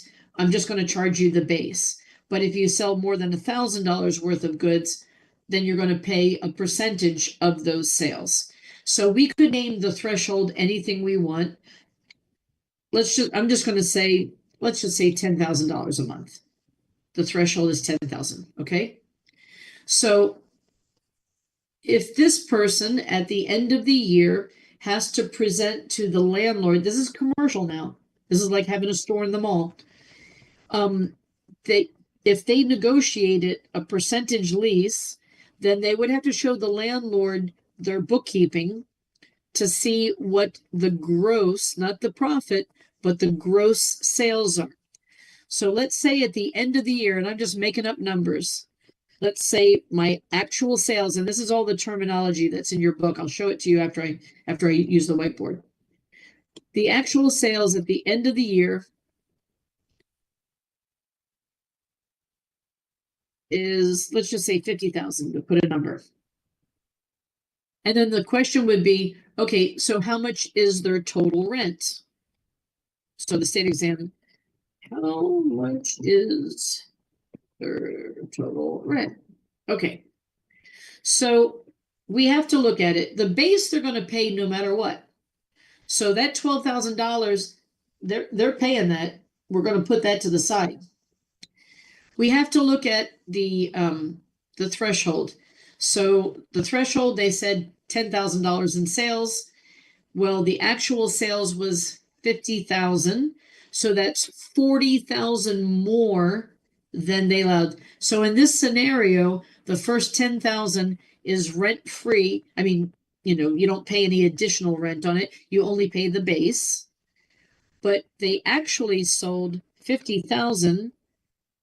So 50,000 actual minus the threshold of 10,000 means there is $40,000 in excess, right? Oh. In excess sales above the threshold. Are we okay together so far? Okay. So that still doesn't give us the answer. What is the actual rent? You need to know what is the percentage for excess sales. And they're going to tell you. It's not like you would figure this out. They're just going to say to you, for example, 5% if there is an excess. So I'm going to say, okay, there's $40,000 in excess, meaning above and beyond the threshold. I'm going to multiply that by 5%. I like using decimals. So I'm going to multiply it by 0.05, or you could use the percent tab, if you like. So $40,000 times 5% is $2,000. Is that correct?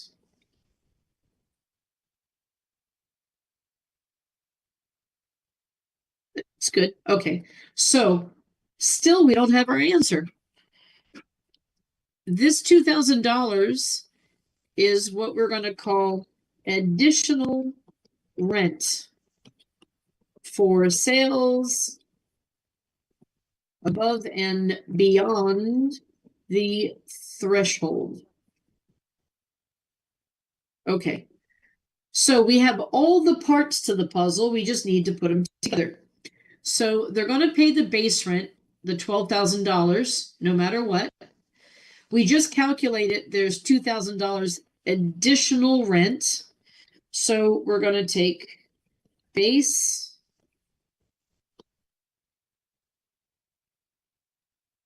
$12,000 plus the additional rent, if there is any, of $2,000, which means the total rent is going to be $14,000. Did you have a question, Silvana? Oh, okay. So the answer is, what is the total rent? Annual rent, that's $14,000. Do you think you're always going to have to pay additional rent? No. Cameron, what if the actual sales was $8,000? How much would the annual rent be? You said if the actual sales was 8,000? Uh-huh. So instead of 50,000 over here, we only had $8,000 in sales. What would the total annual rent be?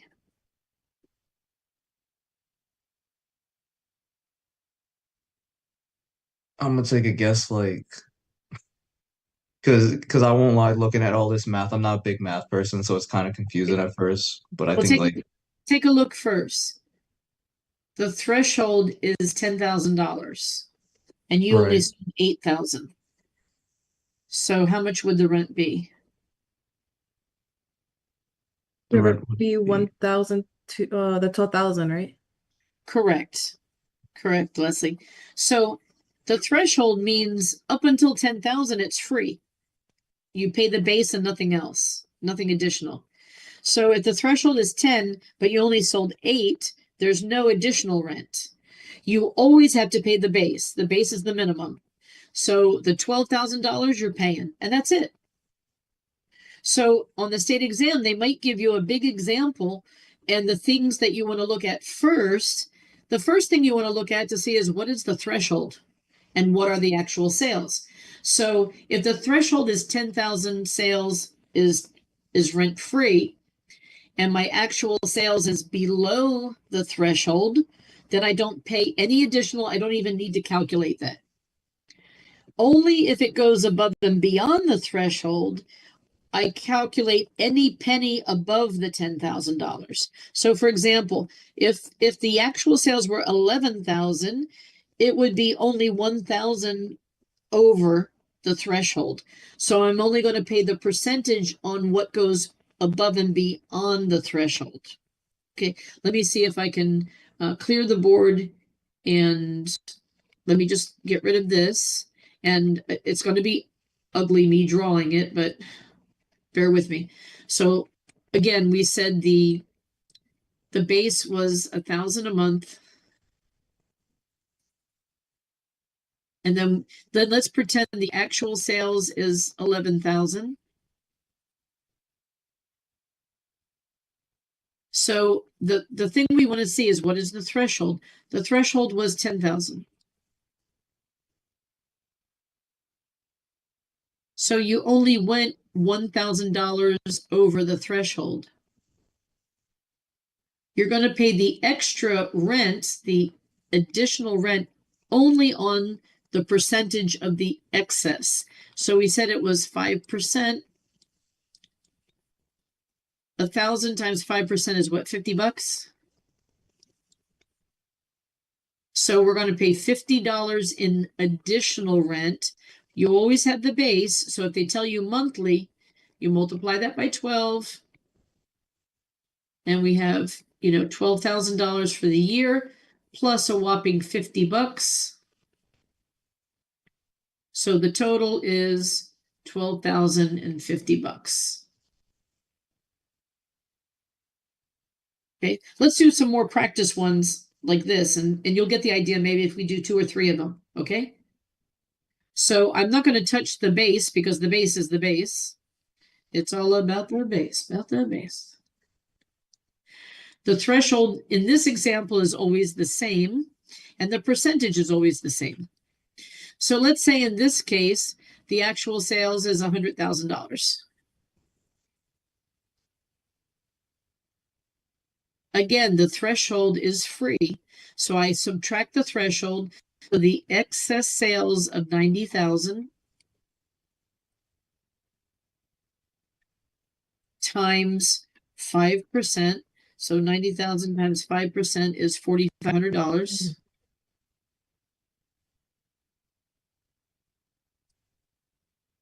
So I'm going to add the $4,500 here. You always pay the base, the additional rent if it applies, and this year they're going to pay $16,500.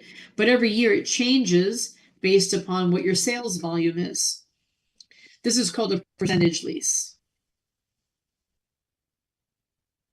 Do you need another example, or you guys kind of have the hang of it? Can you do one more, please? Absolutely. Okay, you give me the numbers you want me to plug in. What do you want the actual sales to be? 80K. Okay. So I'm going to have 80,000 in actual sales. The first $10,000 sales volume is rent free, meaning I have 70,000 in actual sales. I think $3,500 if you take 70,000 times 5%. If I'm wrong, correct me. I'm going to add that to the base rent. This is called base rent.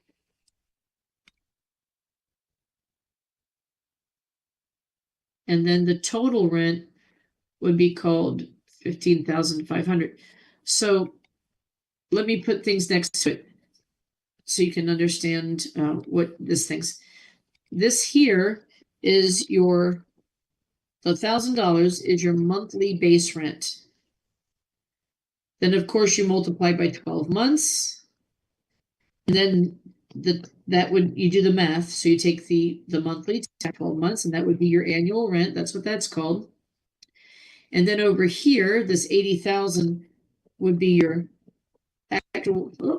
actual sales. You can put the word volume if you like. And then you subtract, this thing here is called the threshold, which means you're allowed to make up to that amount and not pay anything. So this additional amount here would be called, excess sales. You multiply that by the agreed upon percentage. And then you do the math, and the result is called additional rent. You take the base rent annual plus the additional rent, if there is any, and the result is called your total rent. Is that okay? Let's look at the book and let's do those together. Okay, let's look at the examples in the book. So I'm going to stop share that, and I'm going to reshare screens. Linda, I Yes, have a ma'am. question. Yeah. Who established the threshold? Oh, I'm glad you asked. It's a great question. By the way, did I fix it? Are you seeing the box with the percentage? book. Okay. Yes, good. ma'am. And I have the same question she does. That's what was confusing me. I'm so glad you asked, because everything in real estate is what? What's that word? Negotiable. Negotiable. Exactly. So the first thing is, for 20 years, I had that, the real estate school in the shopping center there. And when I went to go rent it in the shopping center, the landlord wanted to charge me a percentage lease. And I said, no. So the first thing you negotiate is not to. So there are different types of leases. So I wanted just a base rent, because for me personally, I don't want anybody in my business. I don't want to have to show them my record keeping at the end of the year and them seeing how much money I make. If they see me making too much money, they're going to want to raise the rent. So no, thank you. So I negotiated a 5-year base rent. Of course, it might be a little bit more expensive per square foot than Publix. Publix is a percentage lease. Publix pays a monthly base rent, but at the end of the year, they show them their gross sales. Now, gross sales, gross, not net.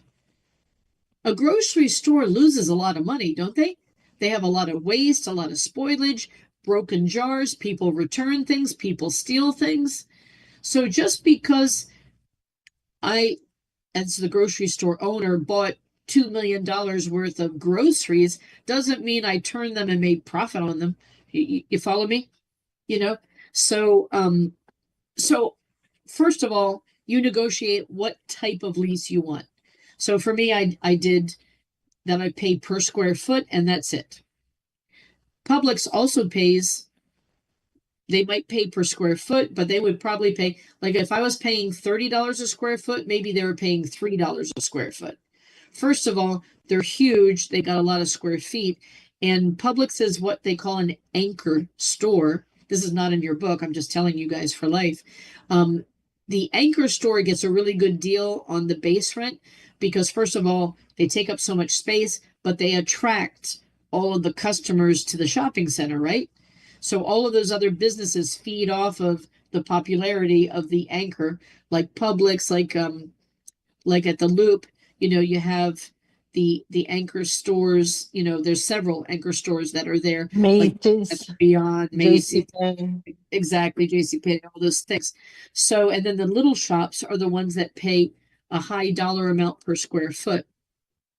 So I told them I'm only going to pay you a base rent and that's it. However, if they said a percentage lease, if they said, no, we only do percentage leases, then I'd probably go look somewhere else. Because to me, I don't like giving information. But if you did a percentage lease, first of all, you negotiate the base amount because that's negotiable. Everything's negotiable. Then you also negotiate the threshold. So they're going to ask, and this happens. So every time a developer creates a new shopping center and they approach the anchors such as Publix or Walmart or whoever, they say to them, well, what is your average annual sales in this size of location? And Publix has so many locations, they have the data. So they might say, okay, for a 20,000 square foot space, this is what our normal average sales are. But of course, that's different depending upon geography, right? And popularity. But they have the data. Now, the landlord's not just going to accept their word for it. They're going to want to see what, they're going to have to show them their books. So let's pretend that Publix shows them, hey, for a store this size, we expect to do $1 million in sales volume on an average, for example, annual. So then that becomes the threshold. So if Publix sells more than $1 million, they're going to pay extra rent on whatever the difference is. Okay. So if Publix, let's say the actual is 5 million and the threshold is 1 million, they're going to pay on the 4 million in between. Now, the third thing you negotiate, well, what percentage is that? Totally negotiable. So if Publix says I'm going to pay 5% on any additional sales volume, they made 4 million more. When COVID came out, of course, there was a lot more sales in the grocery store because people were staying at home, right? And then with Uber Eats and all of those delivery services, blah, blah, blah. So the $4 million, if they said I'll pay 5% on it, they would pay 5% of 4 million, which would be 200,000, I think, off the top of my head. So that's how you calculate it, whatever the threshold is. Now, if Publix only sold 800,000, then that's below the threshold, so they don't pay anything extra. They just pay the base rent, whatever that is. So let's pretend Publix is, well, let's use this example in the book because it's easier, because it's right in front of you. So for example, assume the lease calls for a monthly minimum rent of 1,000, okay, which means the annual is 12,000. You want to know what the first step I do when I do a math problem? The first step, I read Write down all the numbers. Nope.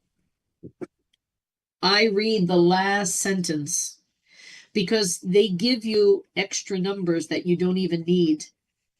And that can confuse you because you're like, what do I do with this number? They gave it to me. It must be important. They're tricking you. I look at the last sentence. The last sentence says, what is the annual rent? Aha.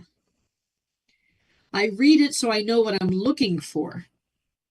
So I know that if they're asking for the total, then there must be more than one thing. There must be a base, there must be a percentage.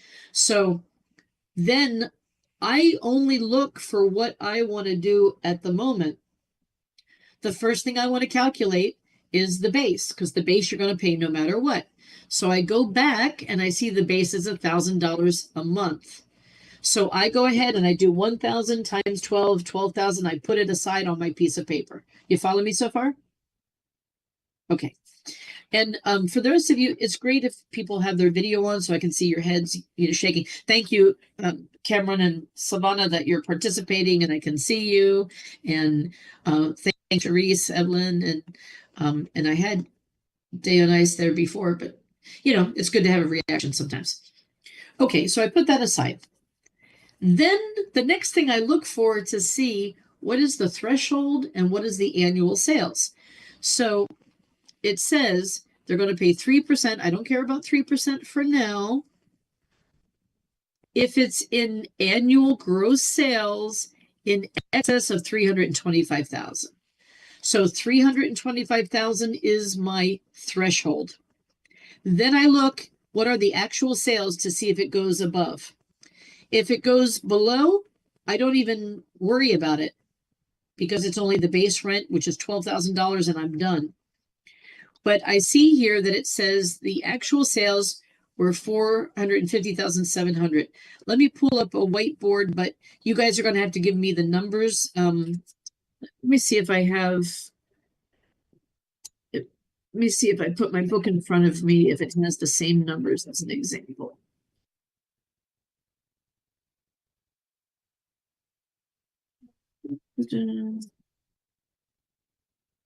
Okay, my book has the same example, so let me pull up the whiteboard again. Let me remember how I found it. I went into more. No, I didn't go into more. I went into, where did I find it? I think you mentioned documents earlier. Yes. Yes, thank you. Documents, whiteboard, share.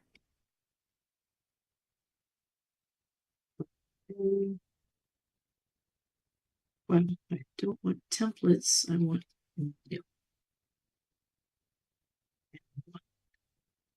classic. Okay. Let me clean this up.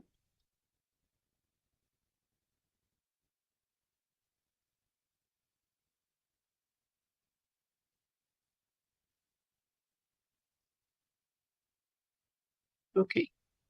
So the example in the book, the base was 1,000 a month times 12 months, which the annual base is 12,000. And I just leave that alone. Okay. Then it said my actual sales is 450,700. And then it said my threshold is 325,000. Mhm. Okay, so I'm gonna subtract the threshold from the actual sales, which means I have excess of, oh, sorry, of 125,700. Is that right so far? This minus this equals, Yes. Mhm. okay. So then the example in the book, it says you're gonna pay 3%, 3%. right? So I'm gonna take the excess and I'm gonna multiply it by 3%. You could use your percentage key or you could do, like, I like to use decimals myself. Because sometimes when you're using the percent key, you sometimes do both 0.03 and the percent, which would be wrong, or you forget to hit the percent sign or whatever. So if I multiply that, is that 3,771? Yes. Okay, so that's what the result is called additional rent. So then what I do is, okay, that's the additional rent. This is the base rent. I'm going to take the base plus the additional. So I'm going to take the 12,000, sorry, the 12,000 plus the 3,771, and that's going to equal our total of 15,771, Mhm. and that's going to be called total rent. Okay. So let me throw a series of questions at you using the same information. Mhm. The reason I always read the last sentence first is because they might give you all these numbers and more, and they do. They'll say something like the stock's gone up 1% above the CPI, and the interest rate is 10%, and the unemployment rate is this, and the insurance is that. Who cares? It has nothing to do with the problem. But you get nervous because we have a habit of math. We think we have to do something with every number they give us in the order they give it to us, right? It's a habit. And also when you're not strong in math, you think, oh, they wouldn't give me these numbers unless there's something I got to do with it. But they're full of tricks, and tricks aren't for kids. Right? So I read it. So I'm going to pretend I'm going to give you different questions, and based upon the information here, you're going to tell me the new answer. Okay. I give you all the same data, but the question is, what is the annual base? How much? Zero base is 12,000. Is 12,000. Mhm. So then I could give you another question where there's all that data, but then I say, what is the additional rent? 3,771. 3,771. I might give you another question with all the data, but I say, how much is the excess in sales volume? 25,700. 125,700. Yep. And then in the book, they're asking you what is the total. So then you would go ahead and do all the calculation. But don't be surprised that they're going to give you some extras. And actually, if you guys scroll forward to your Quizzy Wizzy, there's a math problem there. Let me do it with you. Like this on the whiteboard. It's question 20. If you look at the end of the chapter, you can see the data. I'm going to clean up these.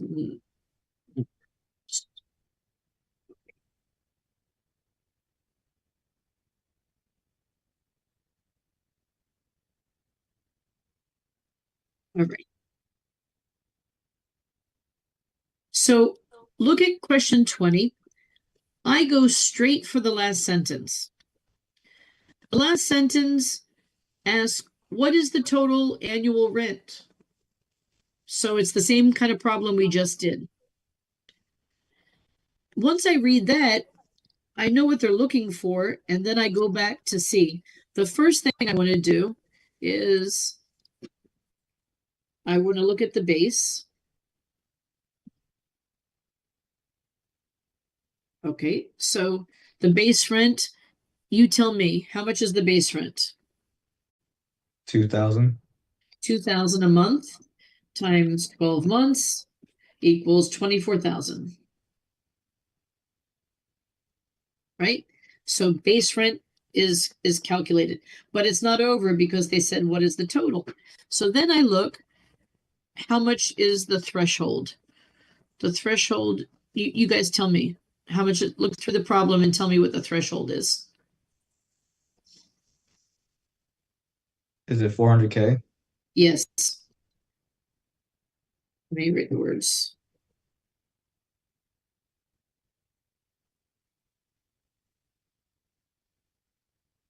And how much is the actual sales? 550,000.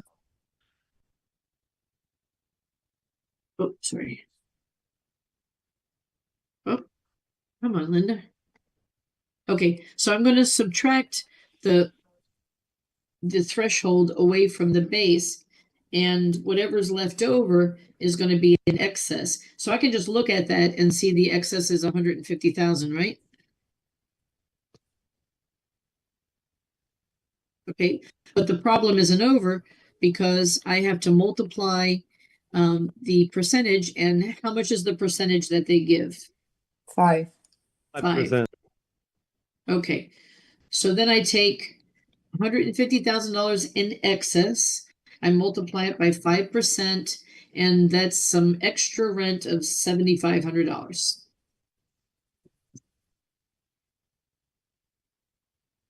So the question was, what is the total? So I'm going to take the base of 24,000. I'm going to add the additional of 7,500, which is going to give me what, 31,500? And then what answer is that? A, B, C, or D? D. It's D. D. Yep. Are we good? Yes. Yes. Okay. So now there is also another type of rent. And by the way, these are commercial. You don't do this when you rent an apartment, you know? So there's one other type. It's called a variable lease.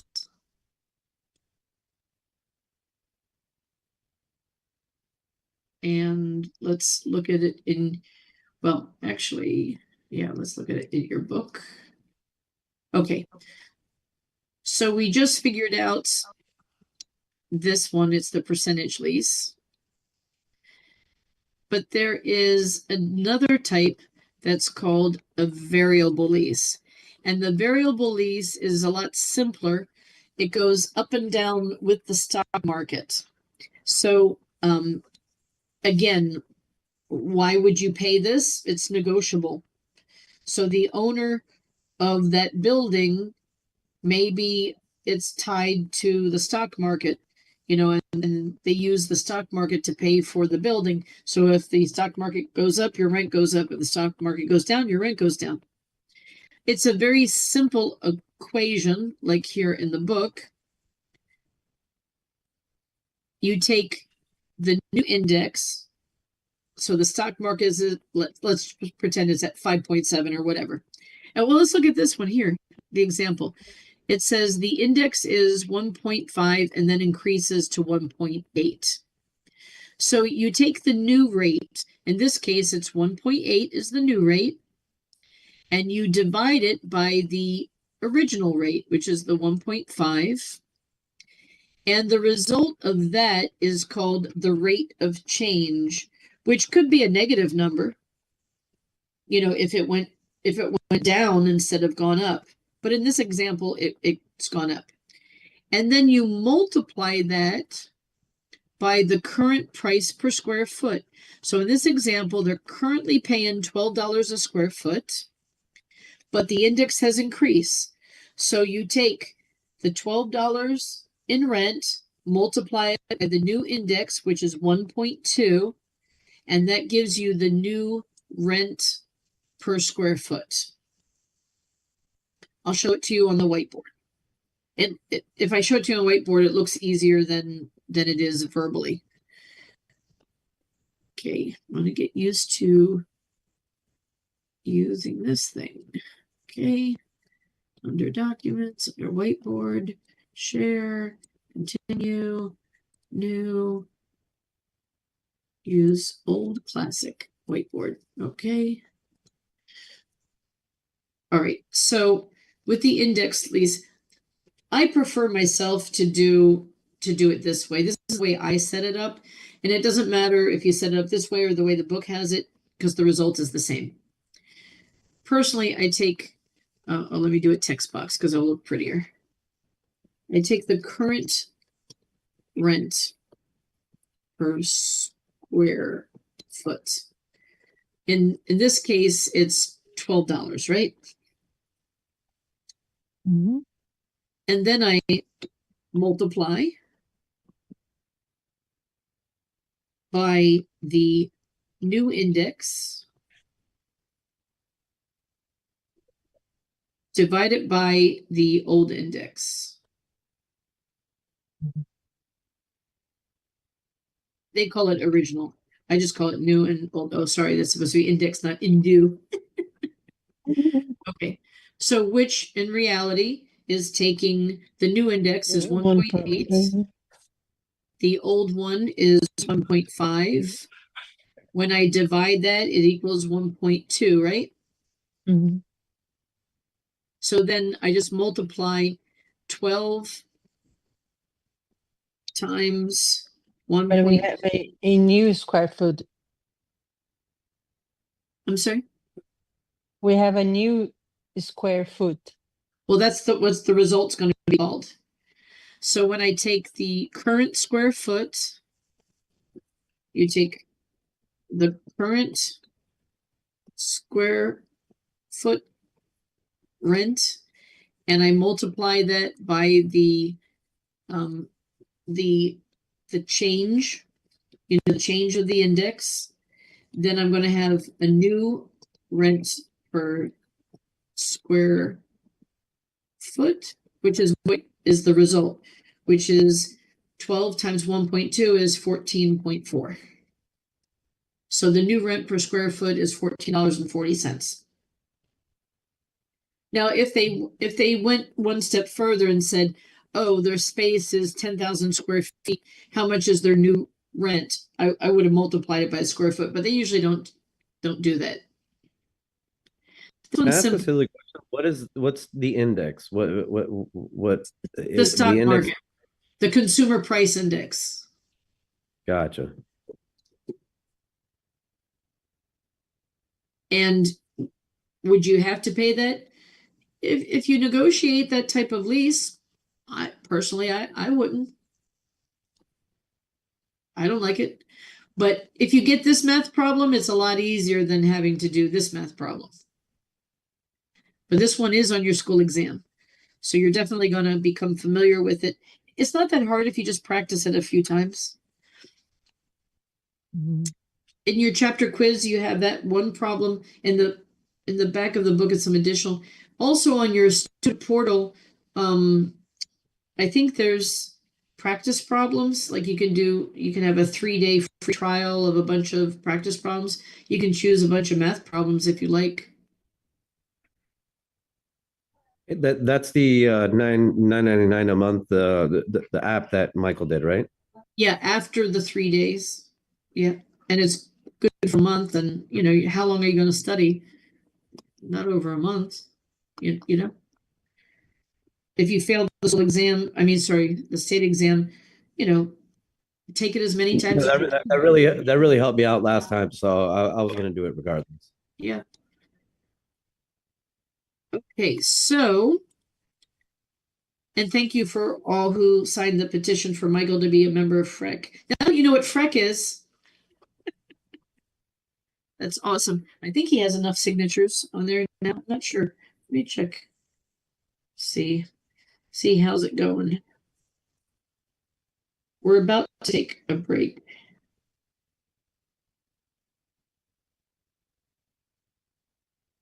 Let's see. Dun, dun.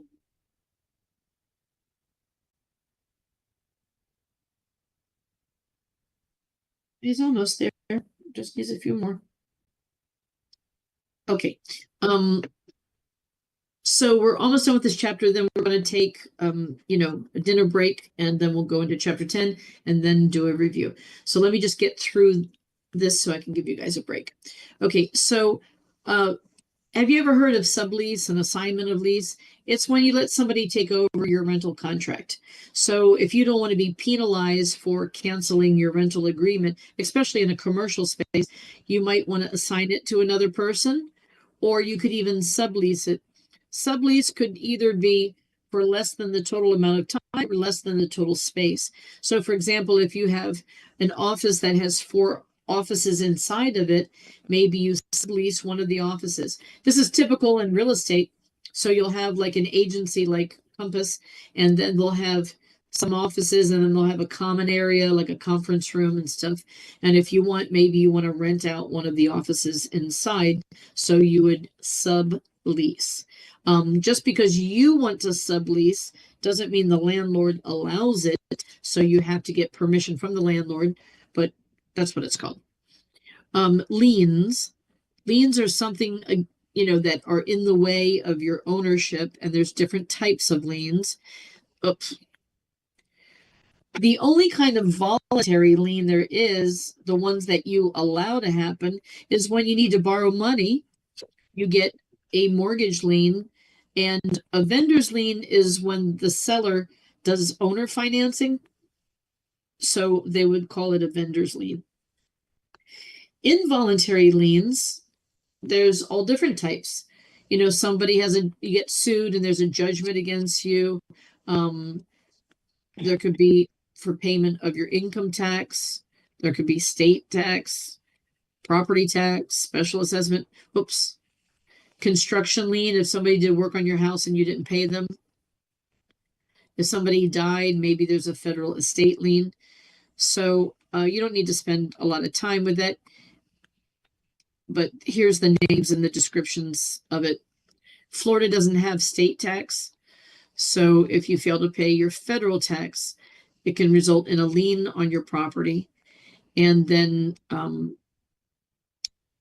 if it's a federal income tax lien, let's say you don't own property now, but you buy property in the future. So all future property, the taxpayer has a lien on it until the government's satisfied. And here's the types of property tax lien, mortgage lien, vendor's lien, that's a seller's lien, construction. They also call it mechanic or material men. So if people do work on your property, especially like after the hurricanes, what they do is a notice of commencement. And after they finish the work, if you don't pay them, they have up to 90 days to file a lien on the property. And after that, if they don't file the lien, then they're not going to get it. But they have 1 year to try to force the collection of the lien. If they don't collect it to you within that year, then it falls off the property. When your house is sold, if there's any liens, they get paid in specific order. So the superior liens go first. If you have property tax, that gets paid first. If there's any special assessments, federal estate, if someone died, then after that, they would pay, if there's a mortgage, they would pay it off. And if there's any other types of liens like judgments, lawsuits, income tax liens, and then they would pay construction liens if you had any. And that's the end of this chapter. Okay, definitely for the state exam, you want to know the priority that liens happen. They might give you a math problem. They might say you sold the property for $500,000. However, there were several liens. How much money did you did you net? So they might say there's an existing loan for 250,000. You owe property tax of 4,000. Somebody sued you 15 years ago for a car accident and it's 12,000, and you haven't paid your income tax and there's a $10,000 lien. So whatever you sold it for, you would minus all of that, and whatever left over is the net. Okay, I so remember that, this question on my state exam. yeah. Okay, good that we have that feedback from you.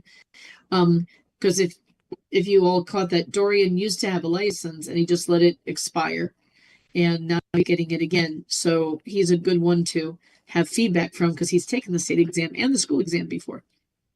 Okay, let's take a nice break. Let's get together at 9 o'clock. We will do chapter 10, so you'll have those handouts ready because we mostly do it from the handouts. And then I will try to do a little review with you, and then have a good weekend. Okay, so let's take a half an hour break. Thank you, Miss Linda. You're welcome.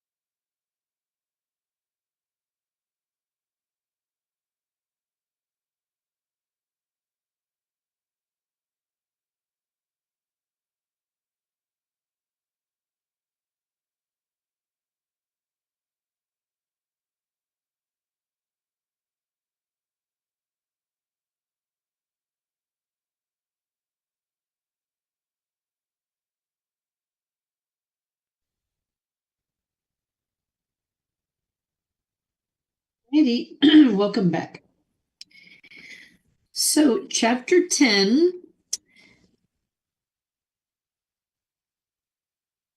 On the state exam for chapter 10, there are 5 questions. And this whole chapter is about describing the property. And so there's barely any vocabulary here. And there's not too much in the book we're going to highlight. We're going to mostly use the handouts, and that's how we're going to learn it. So let's scroll down. There are 3 methods to land description that we're going to talk about. This picture here is showing you your property lines. You see the hard lines are the boundaries of your lot. That's, of course, the street. And these dashed lines, what they are is setbacks. So even though you own this whole entire thing, you're not allowed to build on it. There's setbacks. So you can't, like right here, you can't build all the way to your property line. The house has to be behind this dashed line. And this is as far as you can build in the backyard, and this up the side. So the most you could build your house would be within these dashed lines, would be the maximum. So there are 3 methods to learning how we describe property.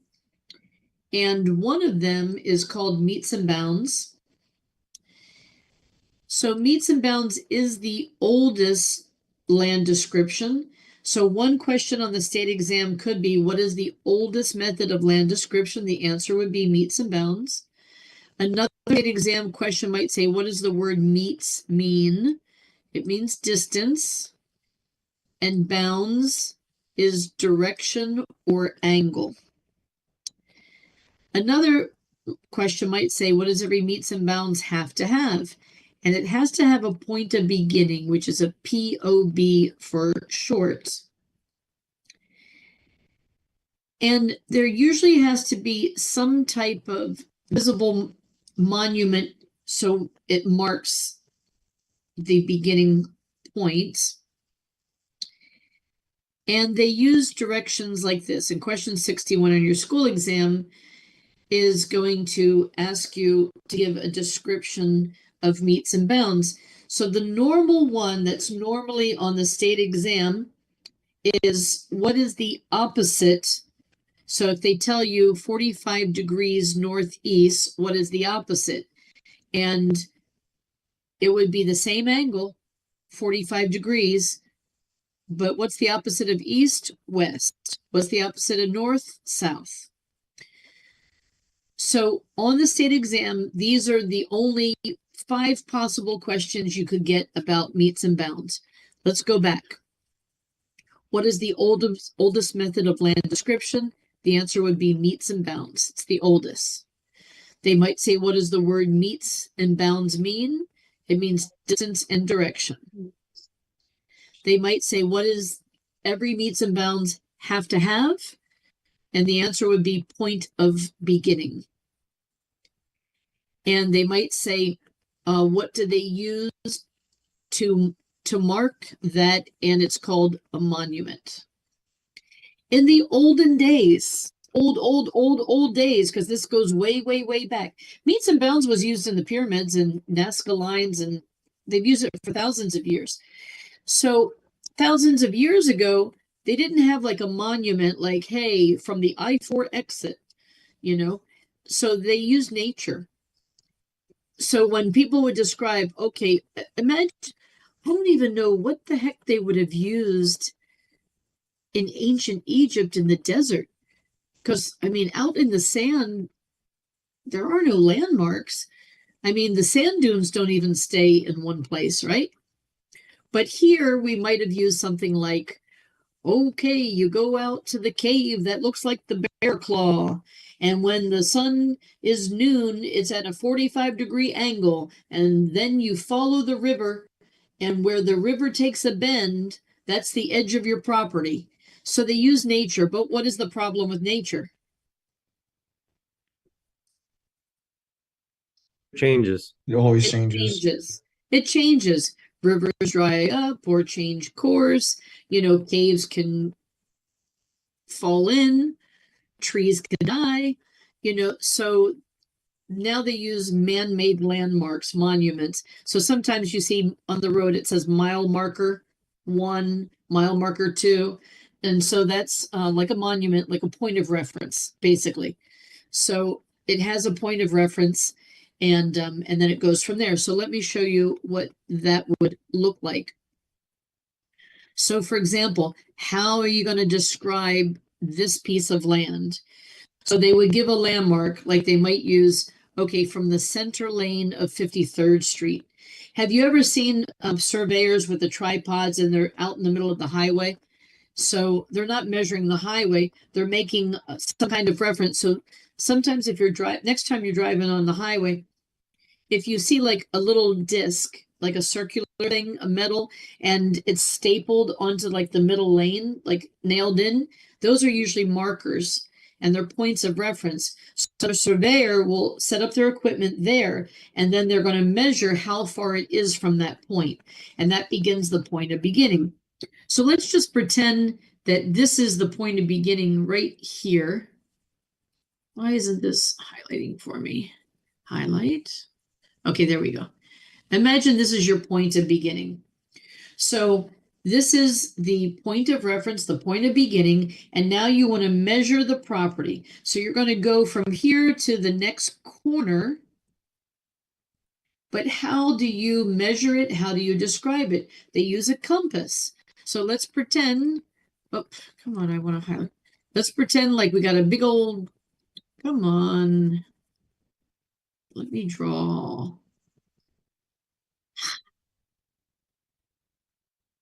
Let me draw. Let me clean this up.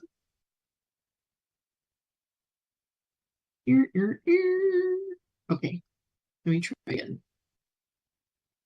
So let's pretend this is your point of reference. So if you had a big compass here, how would you describe how to get to the next corner? So imagine there's a compass with the crosshairs.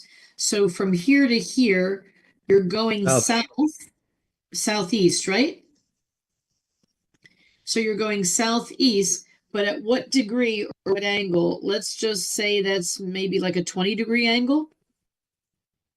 So the description would be the next corner is 20 degrees southeast, and then you would measure from here to here. So the surveyor would say the point of reference is, you know, blah, blah on 53rd Street. You know, you go from this corner to here, 20 degrees southeast for 100 feet and 10 inches. Then they would go to the next corner, but how to get there? So it's still going south, but now we're going to the west. So southwest, let's just say another 20 degrees. And let's just pretend it's 70 feet and 10 inches. Then from here to the other corner, now we're going north, west. That looks like 45-degree angle. So 45 degrees northwest for, let's say, 175 feet. And every time they get to the corner, they put one of those little, you know, sticks with a flag on it.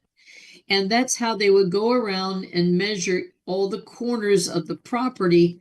And of course, this one starts to bend a little. So they would also, you know, try to measure that. And they would mark it so that you would know, okay, this is my property line. This is what I own. But just because you own it doesn't mean you can build on all of it. You see these little dash lines are the setbacks. So if you wanted to build a fence around your house, you're not allowed to take it to the property line. The setback is here. So you could make a fence like this. The dashed lines are your limits. even though you own this whole thing and you're paying tax on that whole thing. I mean, you could plant trees here or play soccer back here, but you're not going to put a fence or you're not going to build a pool. You can't build a pool over here where all this land is. It has to be within these dashed lines, and that's the limits of where you can build. Can you put like bushes on that? And why line? is that? Okay, let me answer first Sharice and then I'll answer Dinah's. Okay, so can you put like bushes and things like that? Yeah, unless the HOA says something that you can't. And Dinah's, what are you saying? Why are you only in that limit? Why are they putting that limit on your land if the whole thing is yours? Yeah, you would wonder why. It's the town you live in. The building department created this. That's why it's important to look at your survey, because you might have 2 acres, but you're not allowed to build on 75% of it, for example. You know, like this is a nice area here. This is where I would want to have a pool, but it has a limit of where you can build, and these dashed lines are the setback lines.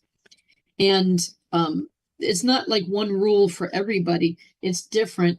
Some subdivisions, it's the builder is the one that decides, and then he submits it to the building department and they either approve it or disapprove it. So you might, in your subdivision, the builder might have sent to the thing that you can build right on the property line. So then the neighbors would share like one fence. But the HOA might say no fences in the neighborhood, and then you can't build any fence. So that's why it's important to read these things and to know. You know, to be honest, I mean, I haven't even looked at it. Who looks at this until you go to build a fence or build a pool, right? Or a porch, or, you know, something that you need a building permit for. So this method where they physically walk around the property and put sticks in the ground is the oldest way that they used to measure. And this is called meets and bounds. So it's a series of distance, angles, measurements like that to describe the property. So how would it, you see this description right here, this example? That would, when you see something that looks like that, they use the meets and bounds method. So those are it for the state exam. Now, the second method of land description is called government survey system. And we're going to use the handouts for all of this because it's a lot easier to understand the handouts than the ones that the books give. So there is a school exam question, which you have highlighted, and it might say the government system, you must have a government lot is the part where the government comes in and maintains it. You know, around a lake, they come and they cut the grass because the government actually owns, you know, maybe the immediate part of the lake. Or sometimes there's land and there's like a transformer station and they cut the grass around that and maintain it. And that's a government lot. We're going to skip down because I'm going to go back and I'm going to use the handouts to explain all of this stuff we're skipping. Especially this one is a math question.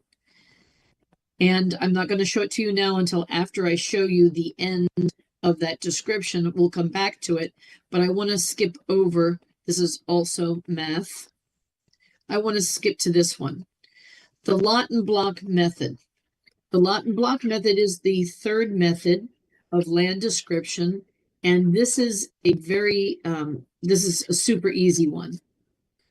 And the only thing you need to highlight in your book is what's already highlighted. So the lot and block method, remember on the state exam, they're not going to give you pictures like this. There's no diagrams. So it's just words and A, B, C, D choice.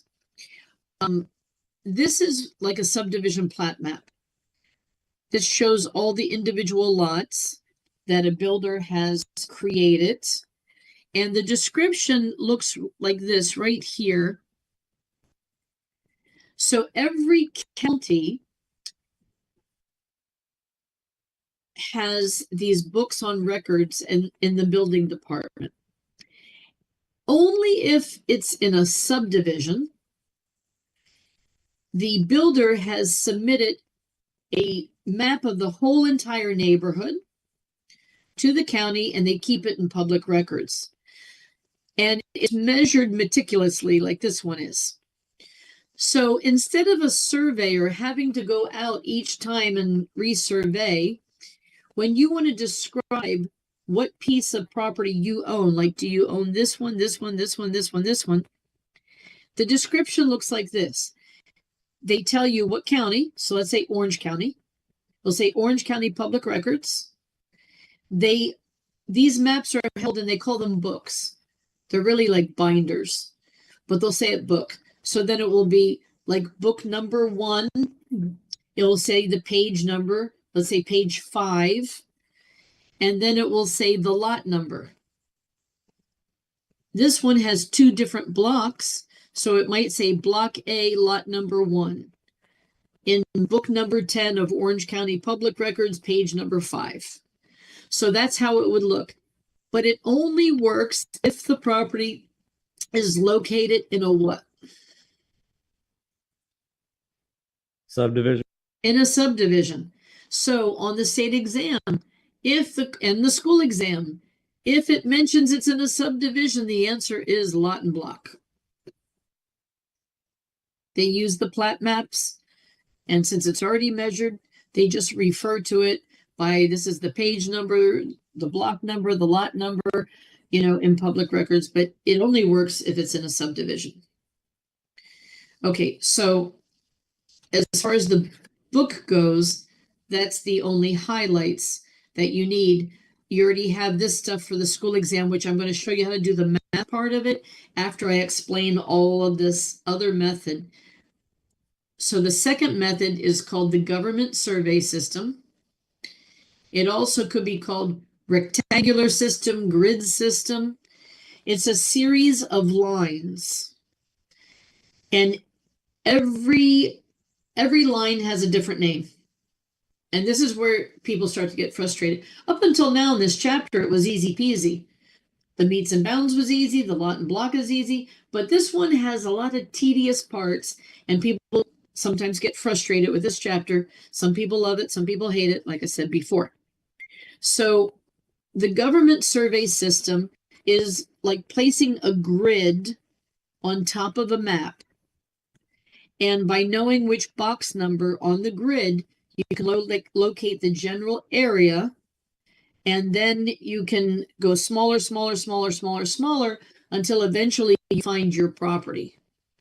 But it only works if the shape of your property is what? A square or a rectangle? A rectangle would be a bunch of squares put together. It doesn't work if your property is shaped like that, or like we saw in the meets and bounds, the odd shaped property. The only way to describe it is if it's in a subdivision, lot and block, or if something is odd shaped, you would use the meets and bounds system. If it's a square, rectangular, and also if it's a huge piece of land, you would use this system.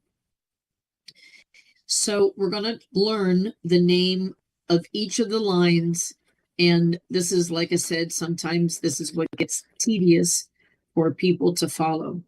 We have this generic line that's horizontal, and there's a name to this line, and it's called the Tallahassee baseline.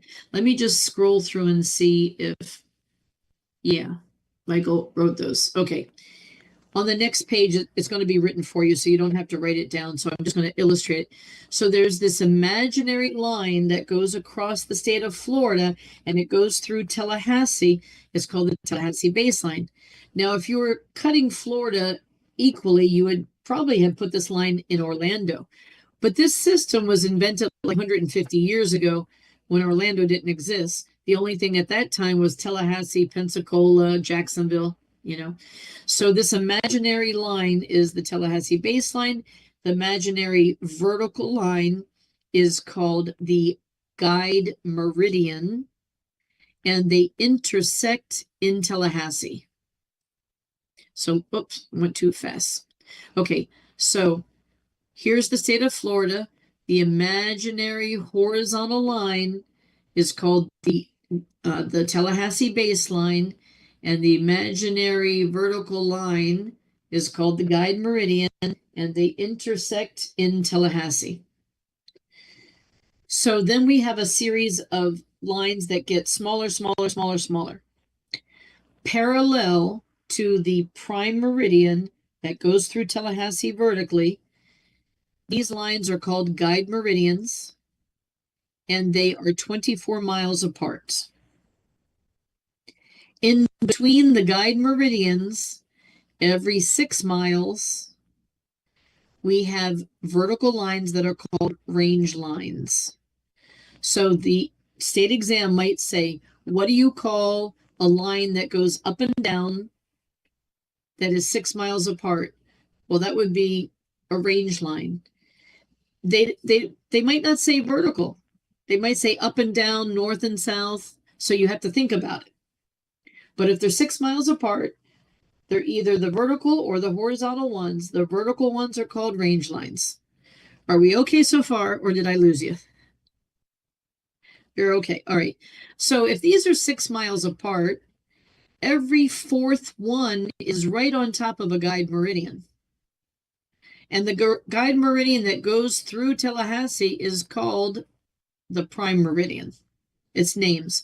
So when they say, what is parallel to the prime meridian and is 24 miles apart, well, then that would be guide meridians.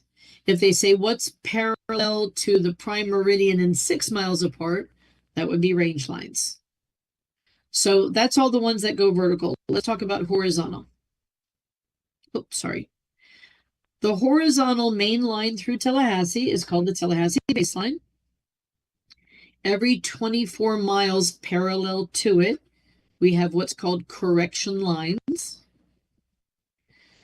Every 6 miles parallel to the baseline is what we call township or tier lines. Obviously, what's going to happen when you put all these lines together, they're going to make a bunch of squares, right? So the next page shows you that illustration. This is the prime meridian. This is the baseline. These are the township lines. These are like the 24 miles apart. The big ones are guide meridians. In between are the range lines. These ones are the township lines. When you put them on top of each other, they create a bunch of squares. The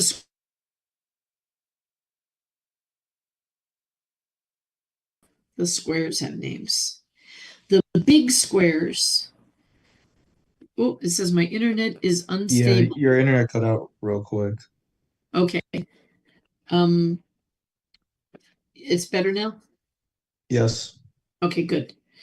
The big squares that are created when you intersect those big guide meridians with the township lines, the big square that are 24 miles apart on every side, the name for that is called a check. They're 24 miles on every side. The smaller squares that are created when you take the range lines that are 6 miles apart and the township lines that are 6 miles wide, the smaller squares, this square is called a township, and it's 6 miles on every side. So, typical state exam question, what is true about a township? What's true is they're 6 miles on every side. They are 6 miles square. They are total 6 times 6 is 36 square miles. That's what a township is. What is true about a check? It's 24 miles on every side. Okay. Have I lost anybody yet? Okay, good. Okay, now, that's all fine and good. You got all these squares. But again, how do I find my property? They're going to tell you where it is in correspondence to the guide meridian to the Tallahassee baseline, and you're going to count, like it's going to say how many boxes to the right and yada yada. So these vertical lines that are 6 miles apart are called the range lines. This main line that separates Tallahassee, the circle is Tallahassee. This is the prime meridian. So if I want to describe, is my property over here or over here? If this is the prime meridian, I'm either east or west. So the first description would tell you that the range line, if it's the first one over here, it's the first one to the east of the prime meridian. This one would be the second one to the east. If we keep going, the third, the fourth, the fifth, the sixth, to the east side. Let's do it to the west side. This is the prime meridian. And then we have the first one to the west side. So the way they call that would be R for range, 1W for the west side. This would be range number 2 to the west side. So that's how you find the location east or west. Everything you do east and west, you're going to then do north and south. So remember this main line here. This is called the Tallahassee baseline. If your property is above the baseline, it's going to be north.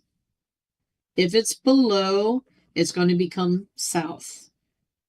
So the first one here, this line here, would be the first one to the north. This would be the second one to the north. If I go below, this would be the first one to the south. And this would be the second one to the south. And that's called either, these lines are called township and the vertical ones are called range. So for example, this square here, what would we call it? We would say it's the first range to the east. And also it's the first township to the north. That's how we're explaining this square. If we want to explain this square here, we would say, okay, this is the center, this is Tallahassee. We're going 1, 2 to the east side. So I would call that R for range, 2E to the east. Then I would know. Then I would say it is 1, 2 lines to the south. And that line is designated with a T, township, 2 to the south. And then I would know that's what they're talking about, that square. And that square is huge. It's 6 miles on every side. So there are 36 square miles inside. Does anybody own 36 square miles? That you know Disney. of? Disney owns like 42 or 87, something like that. So this is way too big. So the first thing they do is you got to be able to find, okay, which one of those big boxes are you talking about? And that big box that is 6 miles on every side is called a township. And how do I find it? By locating, is it east or west of the prime meridian? And is it north or south of the Tallahassee baseline? Once I find that square, they separate that square into these little boxes that are 1 mile apart, 1 mile vertically, 1 mile horizontally. So they're 1 square mile, every one of them. So if they're inside a square that is 6 by 6, there are 6 lines in each direction. 6 times 6 is 36. So 36 square miles means there's 36 boxes inside. So a township has 36 little boxes inside, and the name for the little box that is 1 mile by 1 mile. So it's not very small. It's not 1 acre by 1 acre. It's 1 mile by 1 mile. that box is called a section. So sections. These are all sections. He highlighted this in white so you could kind of understand this is inside one of those townships. There are 36 of them. Each of them are 1 square mile. But which one do you own? How do you explain that to somebody else? What if I want to say I own this one right here? How would I describe it? So what they do is they have a numbering system, and every single one of them is numbered the same way, but in a weird way. They start off with this corner, and this would be, oh, let me do this. This would be number, come on, let me write. Nope. Oh. Let's see, can I draw? Okay, maybe I can add a comment, insert text.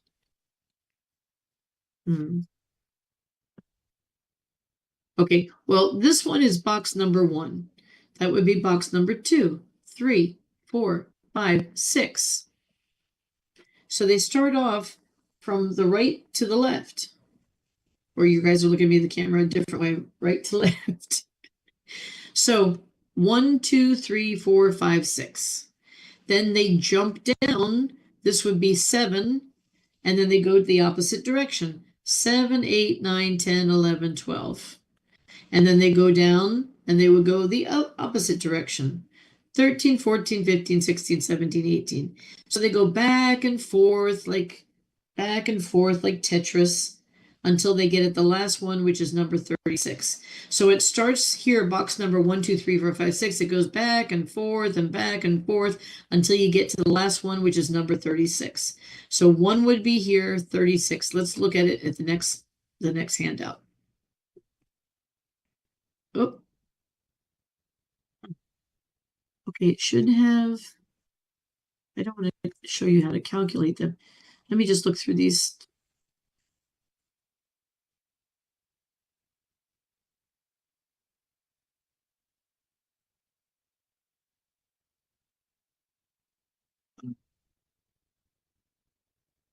Okay, let me show it to you maybe in the book. I don't know why the handout doesn't have it. Let me show it to you in the book.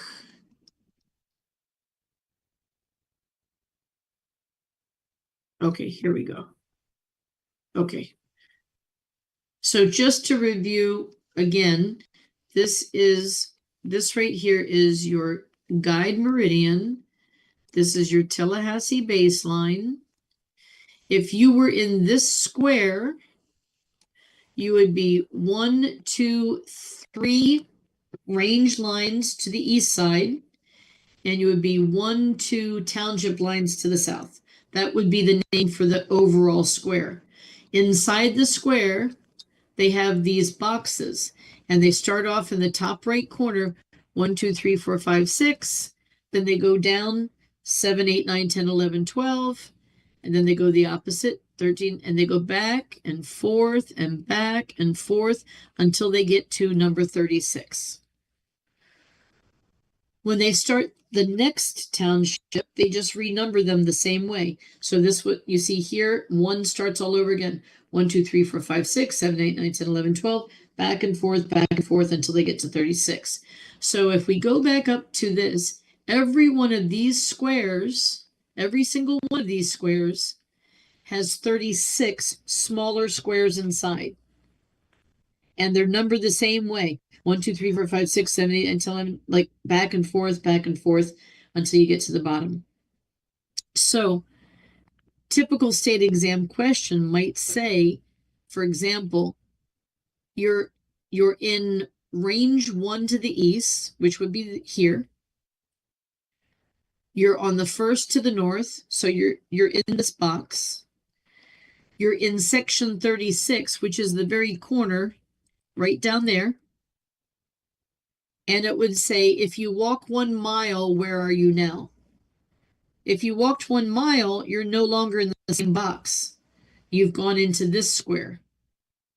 And so then you would explain it. Okay, so now I'm no longer in range 1 to the east and township 1 to the north.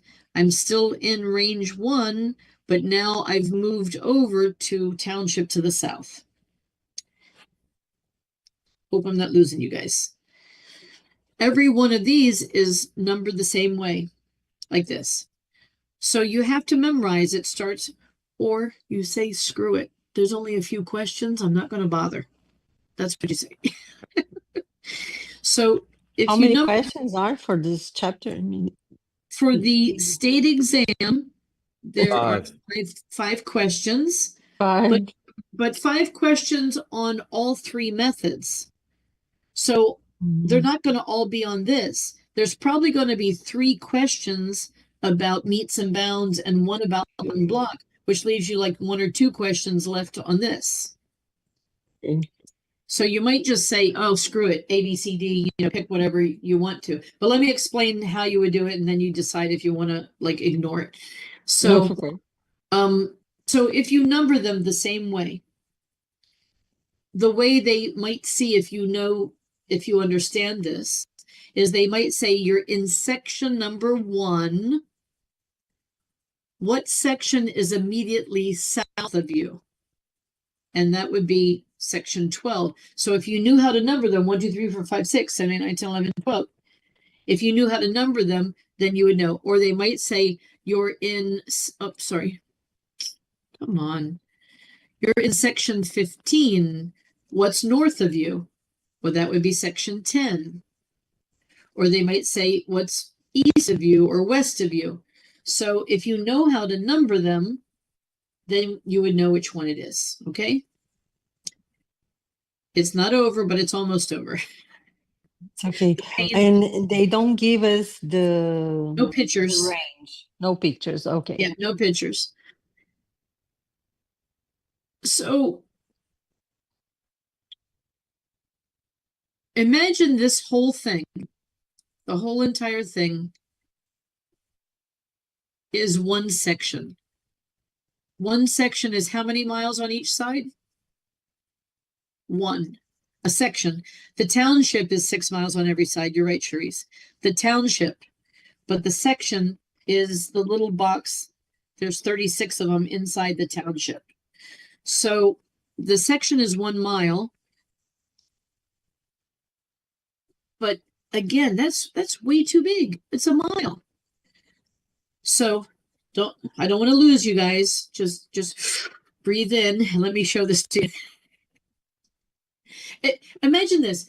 You're on one of those spy movies where they show a satellite from outer space and they start digitizing and they look at your house and they get closer and closer and closer until they see somebody sitting on a chair in the backyard. Basically, that's what they're doing. They're starting out huge. They're talking about the guide meridian and the Tallahassee baseline to find Tallahassee. And where are you in reference to Tallahassee? Are you east, north, south, west? Okay. And they're finding the general area. And that is huge. It's 24 by 24 square miles in that big check. And inside the check, you have all these townships. And the townships are the range line in the township, which are 6 miles on every side. So they're 36 square miles, which is still huge. And then they go smaller. Inside that is 36 of these sections, which each one of them is a square mile. Okay? So they're getting small. But a square mile, hello, that's not small, right? But now we're going to digitize and go smaller, smaller, smaller. We're going to go so small that we want to get to this little square. At this point, they just quarter and quarter and quarter and quarter until we get it. So if I'm looking at the bigger picture and I'm quartering, come on, I'm going to quarter.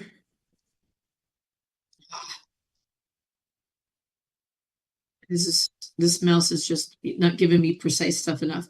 So this square is in a quarter of the big picture. It's in the northwest quadrant, the northwest quarter of the square. And that focuses our eyes just to this square. Let me see if I can clean this up. Okay. So now I'm talking about only this. So this is the northwest quarter of the whole section. The whole section is a square mile. Every square mile has 360 acres in it. You're going to have to memorize that, 360 acres. So the whole thing is 360, which means every quarter is 140. Sorry, every quarter is 160. Sorry, misspoke. The entire thing is 640. I made a boo-boo. So, but you don't own this whole thing. You only own this little dot here, this little thing. How do we explain that? We're going to quarter it and quarter it and quarter it until it finally surrounds it. So we're in the northwest quarter, and now I'm going to quarter it again. And in this square, where are we? What would this square be called? North, south, east, west? Southeast. Southeast. Southeast, thank you. You're in the southeast, but you don't own this whole thing. We need to quarter that. So you're North. you're in the northeast, right? Mhm. But you don't own that. So we're going to quarter it, and finally you're going to have that little dot in the southwest quarter. So the legal description is going to be long. It's going to say, and it only works if it's square, right? I own the southwest quarter of the northwest quarter of the southeast quarter of the northwest quarter of section 36. So the That's- description's almost like a zoom out. It works backwards. You start from the Exactly. You start big and you go small, small, small, small, small. And that's the reason when you write it right to left, because you start out big and you go small. So when you begin writing, you would write it, I own the southeast quarter of the northeast quarter of the southwest quarter of the northeast quarter of section 36. But the state exam and the school exam is not going to ask you to draw this. They're not going to ask you to color it or label it. So what the heck did you learn all of this for? You learned it so you can do the math. We're about to learn the math. Yeah, Diades, I see the eyes bugging. I told you, either people love it or they hate it. The math part is the fun part. The math part is the fun. The math part is the easy part of this chapter. The funny thing is I passed this all on my state exam, but I don't remember it right now. I don't know why I'm drawing a blank. Because you want to forget it after you pass the state exam. Because in And real you life, don't use it. you're never going to do it. You're not a surveyor. You're not out there with a tripod and looking through, your little compass. This is done for you. So the easy part is the calculation. But if I showed you this, if I showed you the southwest quarter, the northeast quarter, the southeast quarter, you say, what the hell is this? And you're right. And even if you do this, 640 divided by 4, divided by 4, divided by 4, divided by 4, divided by 4, divided by 4, still you would say, what the hell is this? So I'm going to show you my easy way of doing it, okay? See, notice that there's a quarter, a quarter, a quarter, and a quarter, right? I'm going to get a whiteboard, so give me a second. I don't want to lose you. Don't give up yet. That's why we do it on a Friday, so you can go have a drink. Actually, after I finish, let's grab, tequila or whatever you got, and let's have a little drink together. Okay? So let me show you. The math part is actually the easy part, and you have 2 of them on your school exam. Okay, so all right. So do you remember how many acres? I misspoke at first. The square mile has how many in total? No. 160. 640. Oh, okay, the big one. Yep. The whole entire thing. If you own the whole entire 1 square mile, you would own 640 acres. Do you remember we said you own a quarter of a quarter of a quarter of a quarter in this example? Yep, it's a quarter of a quarter. So the ones don't mean anything. The top is 640, right? The bottom, if you multiply them, what do you get? 4 times 4 times 4 times 4. 4 times 4 times 4 times 4 equals 256, I think.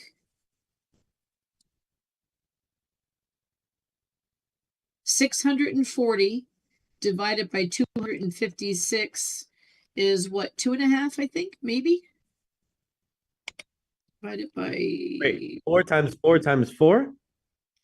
4 times 4 times 4 times 4. 4 fours. Did I do the math okay? You did. You did. I only had 3 You fours. did. I can only see 3 fours on my screen, so. Oh, well, right now I'm blocking it with the so 640 divided by 256 is 2.5. Yes. 0.5. So you own 2.5 acres. Let's practice it some more. It's always 640 on top. That never changes. So that's the easy part. So if they tell you you own the northern half, that's it. You own the northern half. How many acres do you own? Okay. 320. Exactly. So 640 divided by 2 is 320. Let's say you own 2 pieces of land. You own the northern half, so 320, and you own the northeast quarter of the southwest quarter. What's going to be the top of the fraction always? 1. 640 is the top of the fraction. Oh, Yeah, Okay, the top of the never fraction. mind. And then you the whole own, thing. if you own the northeast, do I really care about it north, south, east, west? No, all I care is a quarter and a quarter. So if it's a quarter and a quarter, 4 times 4 is 16. 640 divided by 16 is what, 40? I don't know. I have to use a calculator. 40. You got it. Yeah, it's 640 40. divided by 6. Okay, so that would be 40. So if I own 2 pieces of land, I own the northern half of this, and I own the quarter of that. I own this plus this. I own a total of 360.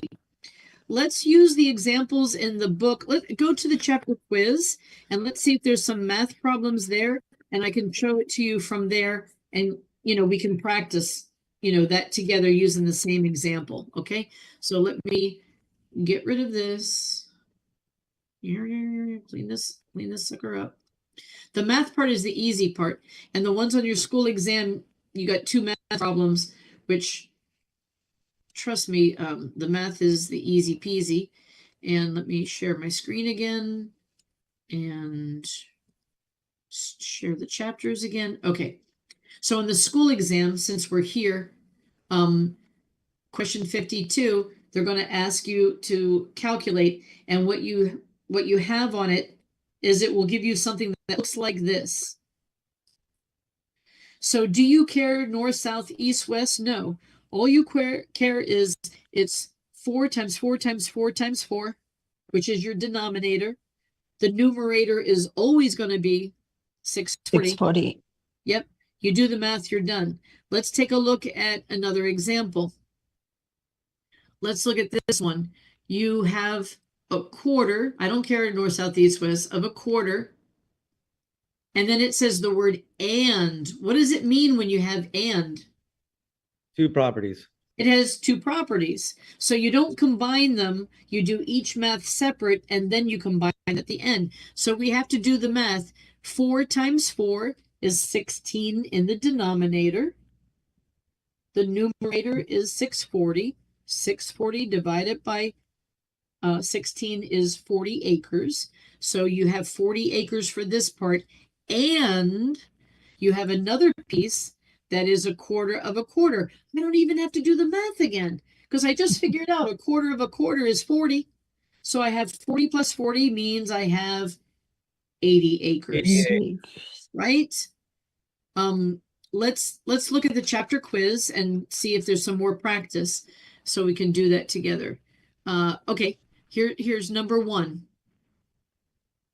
This one says you have a quarter of a quarter of a quarter. I don't care north, south, east, west. I don't care section, blah, blah, township, blah, blah. Who cares? 4 times 4 times 4 is how much? 64. 64. Okay. 64 is going to be in your denominator. What's in the numerator? 640. 640. 640. 640 divided by 64 is how much? 10. 10. The answer is 10. Let's see if we have another one. Okay. Oh, this one makes you do it backwards. It says you have 120 acres. Which one is correct? Bugger. So you're going to have to do 120 acres is a lot. Let's try with the, let's just try for you know what and giggles. Let's try a quarter of a quarter. So 4 times 4 is 16. 640 divided by 16 is 40. 40. Wait a minute. So it cannot be C. So we have to use process of elimination. We know that a quarter of a quarter is 40, and it says the southern, oh, you own the southern half of a quarter. No, that's going to be tiny. So it's not going to be, it shouldn't be B. I'm curious about the ones that say and. If you own a quarter and a half, that's 4 times 2 is 8. 640 divided by 8 is 80 acres. Yes? Yes. Okay, so that's 80 acres. And then we know a quarter of a quarter is 40 acres because we figured that out a bunch of times. Isn't 80 plus 40 120? Yes. Yep. So you had to do all of them just to figure out which one was correct. So, Wait. Sorry, because I was doing the math and I got it wrong. Yeah, me Oh, because too. it says half, not a quarter. Got it. it says I messed that a quarter of a half. So all you care about is 4 times 2. Instead of 4 times 4 on this one, 4 times 2 is 8, right? 640 is the numerator. 640 divided by 8 is 80. Okay. And then this part over here, 4 times 4 is 40. We know that. We've done it too many times. So 40 acres here, 80 acres here. 80 plus 40 is 120. Let's do this one. Okay, and see. I see what I did wrong. I added them all up, then divided it by 640 Oh, instead of you doing. can't- Yeah. First of all, Okay. it's 640 is always the numerator. Okay, so it's always at the top of the fraction. Let's look at this one. I'm looking through to make sure there's no and. So it's a northern half of a northwest corner of a northeast corner. I don't care. All I care is about the bottom of the fractions. 2 times 4 times 4 times 4. Let's check that one out. 2 times 4 times 4 times 4 equals 128. 128. 128 is going to be the denominator. What's always the numerator? 640. 640. 640 divided by 128 is 5 acres. So this one is 5 acres. You always want to be careful of the word and, because and means there's 2 pieces. Because you could even have 3 pieces. I own this, and I own that, and I own that. The math part is the easy part, okay? let's see if there's another one. Here's one. Let's try to do this one together. It says a man owns the northwest quarter of a section, period. Okay. So if he owns the northwest quarter, 640 divided by 4, he owns 160 acres, right? That's what the first sentence is telling us. But I don't care what the first sentence tells us. I always read the last sentence to see what do they want. How many acres does he still own? Aha. He sold something. So it says he sold the western half of the northwest quarter. Well, we already know the northwest quarter is 160 acres. So if he sold half of that, how much does 80 he? acres. He owns 80 acres. I could even not even do this first sentence. I could just do the math here. 2 times 4 is 8. 640 divided by 8 is 80. So always read the last sentence. Let's see, there's one more down here. This one, they make it more complicated. They write it in words to make it more complicated. But we can see that there's a half, there's a quarter, and there's a quarter. So 2 times 4 times 4.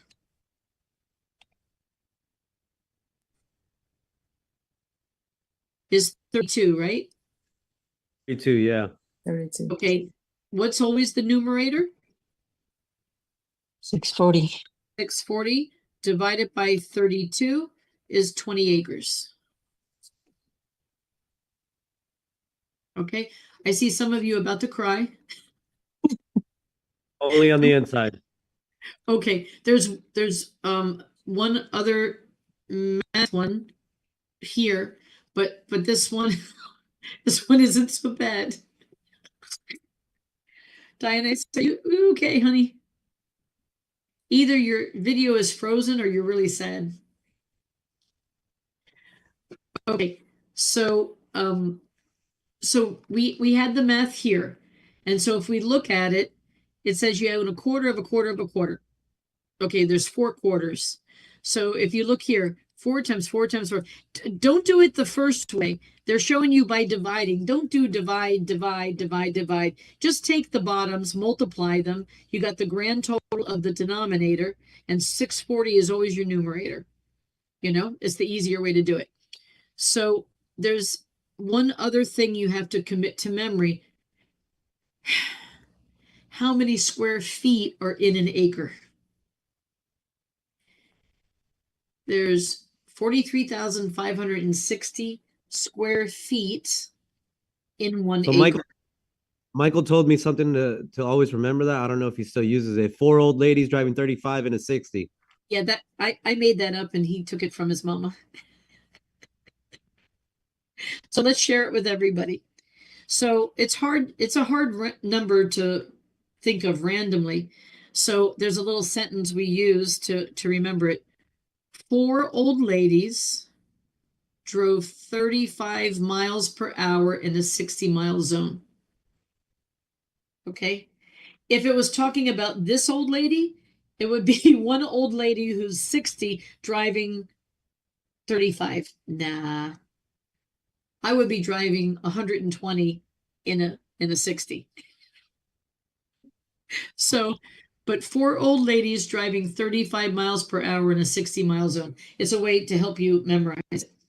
This one is actually easier.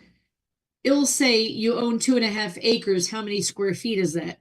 Okay, I already know it's 43,560 per acre times 2.5 acres. So I own 108,900 square feet. That it's that simple. It's that. So in the school exam, you have something simple.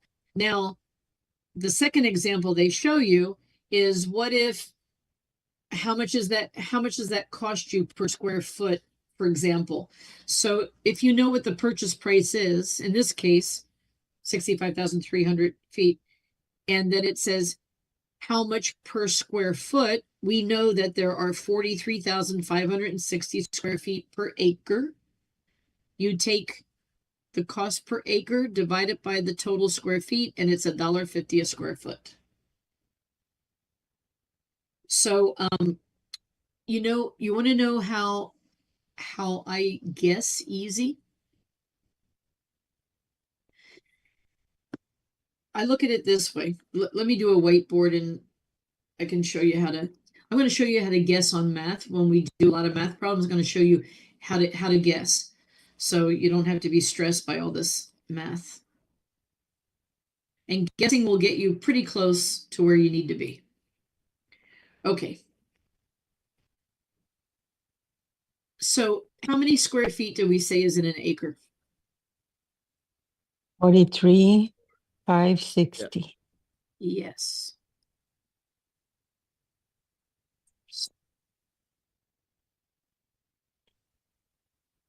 If the sales price is more than, pretend that this is a dollar amount. If it's more than that, it's more than $1. So if I bought the acre for 80 grand, I can look at it and say, oh, it's just under $2, right? Right. If the purchase price is lower than this, you know, let's say I paid 30,000, and we know that there's this many square feet, then I paid less than $1 per square foot. And I can look at it visually and kind of guess it. Doesn't it look like, you know, 4/3? Doesn't it look like it's like 75% in reverse, right? 3/4. So I paid probably 75 cents, something close to that. So that's what I like to do. I look at it visually. And I say, okay, if it was $1 a square foot, the price would be 43,560. So if I paid less than 43,560, then I paid less than $1 per square foot. If I paid more, then it's more than $1. And then I look at the answers they give me, A, B, C, D, because you're not going to have to calculate them and put in the answer. It's not like you're taking college math at Valencia or something, and then you have to type in the answer. No, it's going to be A, B, C, or D. I look at the answers, and I can kind of guesstimate it. I mean, if I paid $2, it would be twice this amount, right? It would be 87,000, whatever, 40. 20. So then I'm like, oh, okay, if I paid 80 grand, then I paid a little bit less than $2. And I would look at the answers. And if one says you paid $2.50, it can't be that one. If it says you paid $2, can't be that one. If it says you paid $1.75, oh, I like that one. And if the last answer says you paid 50 cents, I know it can't be that one. So I look at it and I eliminate them. I like to do visual math. Did that help? Yeah. Okay. So we're out of time, so I can't do that review with you now, but I will try to do it Monday. I'll do a review. I noticed something during the break when I was going through the highlights. I think there's one of the school exam questions missing from chapter 2. I have the school exam test in my hands. So when I review with you guys, it's pretty good. Do you want to stay later and I kind of review with you? Or do I you- don't think so. Yeah, I'm sure you're burnt out. Chapter 10 is like, The tequila is calling my name. oh my God, yeah. Should we have a shot? Should we have a shot together? Everyone grab your drink. On this last one. What was it? Are you going to Got hold me blue to shoes upstairs. Upstairs. grab your drink of choice and let's just, class is officially over, right? So, your teacher not drunk. I'm going to go grab something and meet me back. If it's water, then water, but I'm grabbing something else. This is water.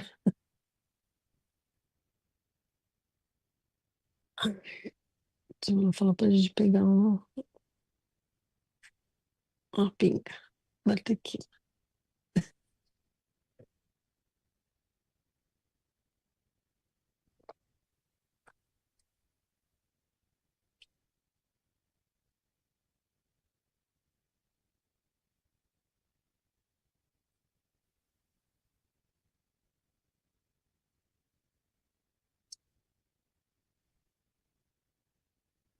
Okay, I grabbed something little and that was already open.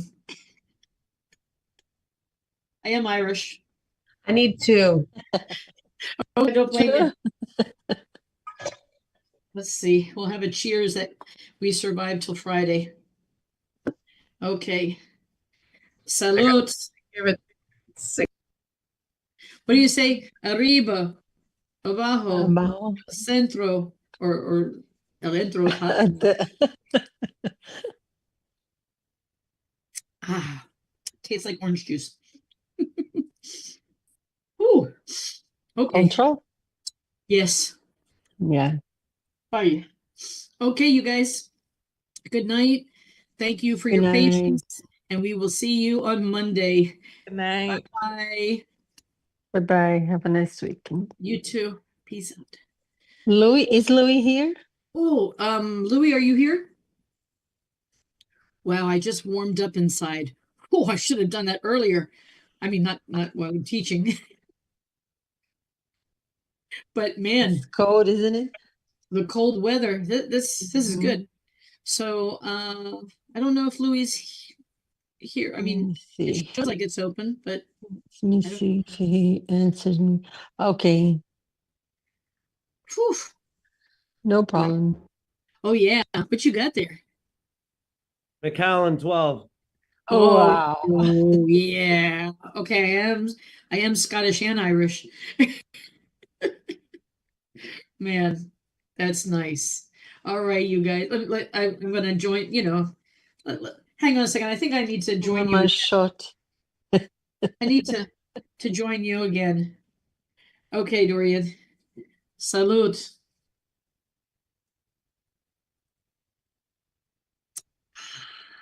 Thank you. Thank you. Bye. Have a great weekend. No, are you still doing the review? No? No. No. Ciao. Bye-bye.